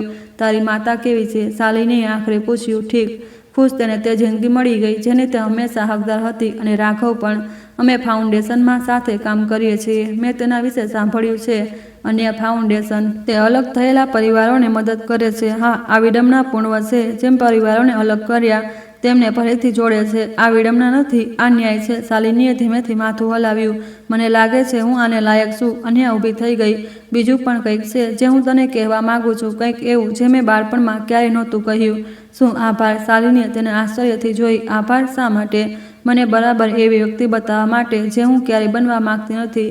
મેં તારી ભૂલોમાંથી કોઈ પણ પુસ્તક કે શિક્ષક કરતાં વધારે શીખ્યું છે અને આણે કોઈ વિકૃત રીતે મને આજની વ્યક્તિ બનાવી છે. જવાબની રાહ જોયા વિના અન્ય દરવાજા તરફ ચાલી આવજો શાલિની, હું પાછી નહીં આવું. તે પાછળ જોયા વિના નીકળી ગઈ અને જ્યારે તેણે જેલના દરવાજા પાર કર્યા તો તેને લાગ્યું કે તેના ખભા પરથી એક મોટો બોજ ઉતરી ગયો. આખરે તે આઝાદ હતી. આગામી કેટલાક વર્ષો ઓબરોય પરિવાર માટે સારા રહ્યા. અન્યાએ પબ્લિક પ્રોસિક્યુટર મહેતા અને જજ સિંહથી પ્રેરિત થઈને કાયદાનો અભ્યાસ કર્યો. તેને પારિવારિક અધિકારો અને સગીરાના કેસોમાં વિશેષતા હાંસલ કરી. 25 વર્ષની ઉંમરે તેને પોતાની ક્ષેત્રની સૌથી સન્માનિત વકીલોમાંની એક હતી. જે ફાઉન્ડેશન તેને એક બાળકી તરીકે બનાવ્યું હતું તે એક આંતરરાષ્ટ્રીય સંગઠન બની ગયું હતું. તે 7 દેશોમાં કાર્યરત હતું અને તેણે 1000થી વધુ પરિવારોને ફરીથી મળવામાં મદદ કરી હતી. રાઘવ હવે સંપૂર્ણપણે સફેદ વાળ સાથે ફાઉન્ડેશન માટે પૂર્ણ સમર્પિત થઈ ગયા. તેમને તે કામમાં એ ઉદ્દેશ્ય મળ્યો જે તેમને ક્લિનિકમાં બંધ કરવા પર ગુમાવી દીધો હતો. અને મીના તે રસોઈયન જેણે એકવાર બધું ગુમાવી દીધું હતું તેણે આખરે શાંતિ મળી ગઈ જેની તે હંમેશા હકદાર હતી. એક દિવસ પોતાના ઘરના રસોડામાં રાતનું ભોજન બનાવતી વખતે પોતાના ખુદના રસોઈમાં કોઈ બીજાના હવેલીમાં નહીં અન્ય એક સમાચાર લઈને અંદર આવી. માં, મારે તમને કંઈક કહેવું છે. શું થયું? મને આંતરરાષ્ટ્રીય ન્યાયાલયમાં બાળ તસ્કરીના કેસોમાં સલાહકાર તરીકે એક પદની ઓફર કરવામાં આવી છે. મીનાના હાથમાંથી ચમચી પડી ગઈ. સાચેમાં? આંતરરાષ્ટ્રીય ન્યાયાલયમાં? હા માં, આ અવિશ્વસનીય છે, મને ખબર છે, પરંતુ આનો અર્થ એ છે કે મારે તમારાથી, પિતાથી, આપણે અહીં જે પણ કંઈ બનાવ્યું તે બધાથી દૂર જવું પડશે. મીના પોતાની દીકરી પાસે ગઈ અને તેના હાથ પકડ્યા. મારી વાત ધ્યાનથી સાંભળ. મેં તારી જિંદગીના 12 વર્ષ તારી સાથે રહી શકી નથી, તને ભેટી શકી નથી, તને સત્ય કહી શકી નથી, તારી માતા બની શકી નથી. જો મેં તે વર્ષોમાં કંઈક શીખ્યું તો એ છે કે પ્રેમ અંતર પર નિર્ભર નથી હોતો. તો શું તમને લાગે છે કે મારે જવું જોઈએ? મને લાગે છે કે તારે એ જ કરવું જોઈએ જે તારું હૃદય કહે કે તું જા અને દુનિયા બદલી નાખ. તો જા, અમે અહીં તારી રાહ જોઈશું, તારા દરેક પગલાં પર ગર્વ કરીશું. અન્યાએ પોતાની માતાને કસીને ભેટી લીધી. આભાર માં, બધી જ વસ્તુઓ માટે મારો આભાર ન કર. બસ મને એક વચન આપ. શું? કે તું ક્યારેય નહીં ભૂલે કે તું ક્યાંથી આવી છે, કે તું ક્યારેય નહીં ભૂલે કે બાળકીએ જે એક નિર્દોષ રસોઈયાને બચાવવા માટે કોર્ટમાં દોડીને આવી હતી. હું ક્યારેય નહીં ભૂલું. તે બાળકીએ એ જ માને આજની વ્યક્તિ બનાવી છે. જે દિવસે અન્યા એક જવાના રવાના થઈ આખો પરિવારે તેને વિદાય આપવા એરપોર્ટ ગયો. રાઘવે તેને એક લાંબુ અને શાંત આલિંગન આપ્યું. શબ્દોની જરૂર નહોતી. જે તે કંઈ પણ અનુભવી રહ્યા હતા તે આલિંગનમાં હતું. તે મીનાએ તેને રેશમી કાગળ લપેટાયેલું એક નાનું પેકેટ આપ્યું. આ શું છે? પહોંચવા પર આને ખોલજે. અન્યાએ પેકેટ પોતાની બેગમાં મૂક્યું અને પોતાની માતાને છેલ્લી વાર ભેટી પડી. હું તમને પ્રેમ કરું છું માં, હું પણ તને પ્રેમ કરું છું. શબ્દોથી પણ ક્યાંય વધારે. અન્ય સુરક્ષા ચેકિંગમાંથી પસાર થઈ. તેણે એક છેલ્લી વાર વિદાય લેવા માટે પાછળ વળીને જોયું અને બોર્ડિંગ ગેટ તરફ ગાયબ થઈ ગઈ. મીના અને રાઘવ પ્લેનને ત્યાં સુધી જોતા રહ્યા જ્યાં સુધી તે ઉડાન ભરી ન ગયું અને વાદળોમાં અદૃશ્ય ન થઈ ગયું. શું તમને લાગે છે કે તે ઠીક રહેશે? રાઘવે પૂછ્યું. મને ખબર છે કે તે ઠીક રહેશે. તે સૌથી મજબૂત મહિલા છે જેને હું જાણું છું. તે તમારા જેવી છે, આપણા જેવી છે. તેઓ મૌન રહીને ઘરે પાછા ફર્યા. દરેક જણ પોતાના વિચારોમાં ખોવાયેલું હતું. ઘર અન્ય વિના ખાલી લાગી રહ્યું હતું, પરંતુ આ એક દુઃખદ ખાલીપણું નહોતું. આ એક બાળકોનું કુદરતી ખાલીપણું હતું જેઓ મોટા થાય અને તે પોતાનો રસ્તો શોધે છે. તે રાત્રે જ્યારે મીના બગીચામાંથી તારાઓ જોઈ રહી હતી ત્યારે તેમને અન્યાનો એક સંદેશ મળ્યો. હું સહી સલામત પહોંચી ગઈ છું. મેં પેકેટ ખોલ્યું. હું રડી. હું તમને પ્રેમ કરું છું. પેકેટની અંદર એક તસવીર હતી. તે જૂની કરચલીવાળી, સમયના કારણે લગભગ ભૂંસાઈ ગયેલી હતી. તેમાં એક યુવાન મહિલા એક નવજાત શિશુને પકડીને ઊભી હતી. તસવીરની પાછળ ધ્રુત અક્ષરોમાં મીનાએ લખ્યું હતું, માતા તરીકેનો મારો પહેલો દિવસ, મારી જિંદગીનો સૌથી ખુશીનો દિવસ. આ એકમાત્ર તસવીર હતી જે મીના તે શરૂઆતના દિવસોમાંથી બચાવી શકી હતી. તેણે માત્ર 12 વર્ષ સુધી ચાલીને કહ્યા વિના છુપાવી રાખી હતી અને હવે આખરે તે ત્યાં હતી જ્યાં તે હોવી જોઈતી હતી. તેની દીકરીના હાથમાં 10 વર્ષ પછી અન્ય દેશ પાછી ફરી એક વિશેષ સન્માન પ્રાપ્ત કરવા માટે. બાળ તસ્કરી સામેની લડાઈમાં તેના કામ માટે રાષ્ટ્રીય માનવાધિકાર પુરસ્કાર સમારોહ એજકોટમાં યોજવામાં આવ્યો હતો જ્યાં 21 વર્ષ પહેલાં એક 11 વર્ષની બાળકી એક નિર્દોષ રસોઈયાને બચાવવા માટે દોડીને આવી હતી. મીના અને રાઘવ પહેલી હરોળમાં હતા. વાળમાં સફેદી અને ચહેરા પર કરચલીઓ હતી, પરંતુ ગર્વથી તેમની આંખો ચમકી રહી હતી. જ્યારે અન્ય પુરસ્કાર પ્રાપ્ત કરવા માટે મંચ પર ચડી તો તેમણે પોતાના માતા પિતા તરફ જોયું અને મુસ્કુરાઈ. તેણે પોતાનું ભાષણ શરૂ કર્યું. આ એ તમામ પરિવારોનું છે જેમને સત્તામાં બેઠેલા લોકોના લોભ અને ક્રૂરતાએ અલગ કરી દીધા હતા. આ એ માતાઓનું છે જેમણે પોતાના બાળકો માટે રડ્યા, જેમને તેમનાથી છીનવી લેવામાં આવ્યા હતા. આ એ પિતાઓનું છે જેમને ચૂપ કરી દેવામાં આવ્યા હતા. એ આ બાળકોનું છે જેઓ પોતાના મૂળ વિશેનું સત્ય જાણ્યા વિના મોટા થયા. તેણે આંસુ રોકતા એક વિરામ લીધો. પરંતુ સૌથી ઉપર આ પુરસ્કાર એક મહિલાનો છે જેણે મને પ્રેમનો સાચો અર્થ શીખવ્યો. એક મહિલા જેણે પોતાની જિંદગીના 12 વર્ષ પોતાની જ ઘરમાં નોકરાણી તરીકે વિતાવ્યા, માત્ર મને મોટી થતી જોવા માટે. એક મહિલા જેને અપમાન, અન્યાય અને દર્દને સહન કર્યું, ક્યારેય આશા ગુમાવ્યા વિના. તે મહિલા આજે અહીં બેઠી છે અને હું ઈચ્છું છું કે દુનિયા તેનું નામ જાણે. મીના દેવી, મારી માતા, મારી નાયિકા. જનતાએ ઊભા થઈને તાળીઓ પાડી. મીના પોતાની જાતને રડતા રોકી શકી નહીં. રાઘવ પણ આંખોમાં આંસુ સાથે તેમને પકડી રહ્યા હતા. અન્યા મંચ પરથી નીચે ઉતરી અને તેમની તરફ ચાલી. તેણે સેંકડો લોકોની સામે તેમને ભેટી લીધી. કેમેરાની ફ્લેશ કે પત્રકારોના ગણગણાટની પરવા કર્યા વિના આપણે આ કરી બતાવ્યું.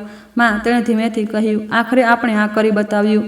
મીનાએ તેને એ તમામ પ્રેમથી જોઈ જે તેણે 3 દાયકાથી વધુ સમયથી સાચવી રાખ્યો હતો. ના મારી દીકરી, તે આ કરી બતાવ્યું. હું તો માત્ર તારી રસોઈયણ હતી. અન્ય આંસુઓ વચ્ચે હસી. દુનિયાની સૌથી સારી રસોઈયણ. તે રાત્રે જ્યારે પરિવાર આટલા વર્ષોથી પોતાના ઘરે રહેલા નાના ઘરમાં એક સાથે જમી રહ્યા હતા, ત્યારે મીનાએ એ બધી વસ્તુઓ વિશે યાદ કર્યું જેમાંથી તેઓ પસાર થયા હતા. દર્દ, જૂઠ, અન્યાય, પરંતુ પ્રેમ, બહાદુરી અને સત્ય પણ. અને તેમણે સંપૂર્ણ નિશ્ચિતતા સાથે સમજાયું કે દરેક પળનું દુઃખ સાર્થક હતું, કારણ કે સૌથી અંધારા રસ્તાના અંતમાં તેમને રોશની મળી ગઈ હતી. એક અઠવાડિયા પછી મીનાને એક પત્ર મળ્યો. મોકલનાર તે મહિલા જેલ હતી જ્યાં શાલિની પોતાની સજા કાપી રહી હતી. અંદર માત્ર એક જ કાગળ હતો જેના પર ધ્રુતાક્ષરોમાં માત્ર એક જ પંક્તિ લખેલી હતી, અન્યાને તે રીતે ઉછેરવા માટે આભાર જે હું ક્યારેય ન કરી શકી, શાલિની.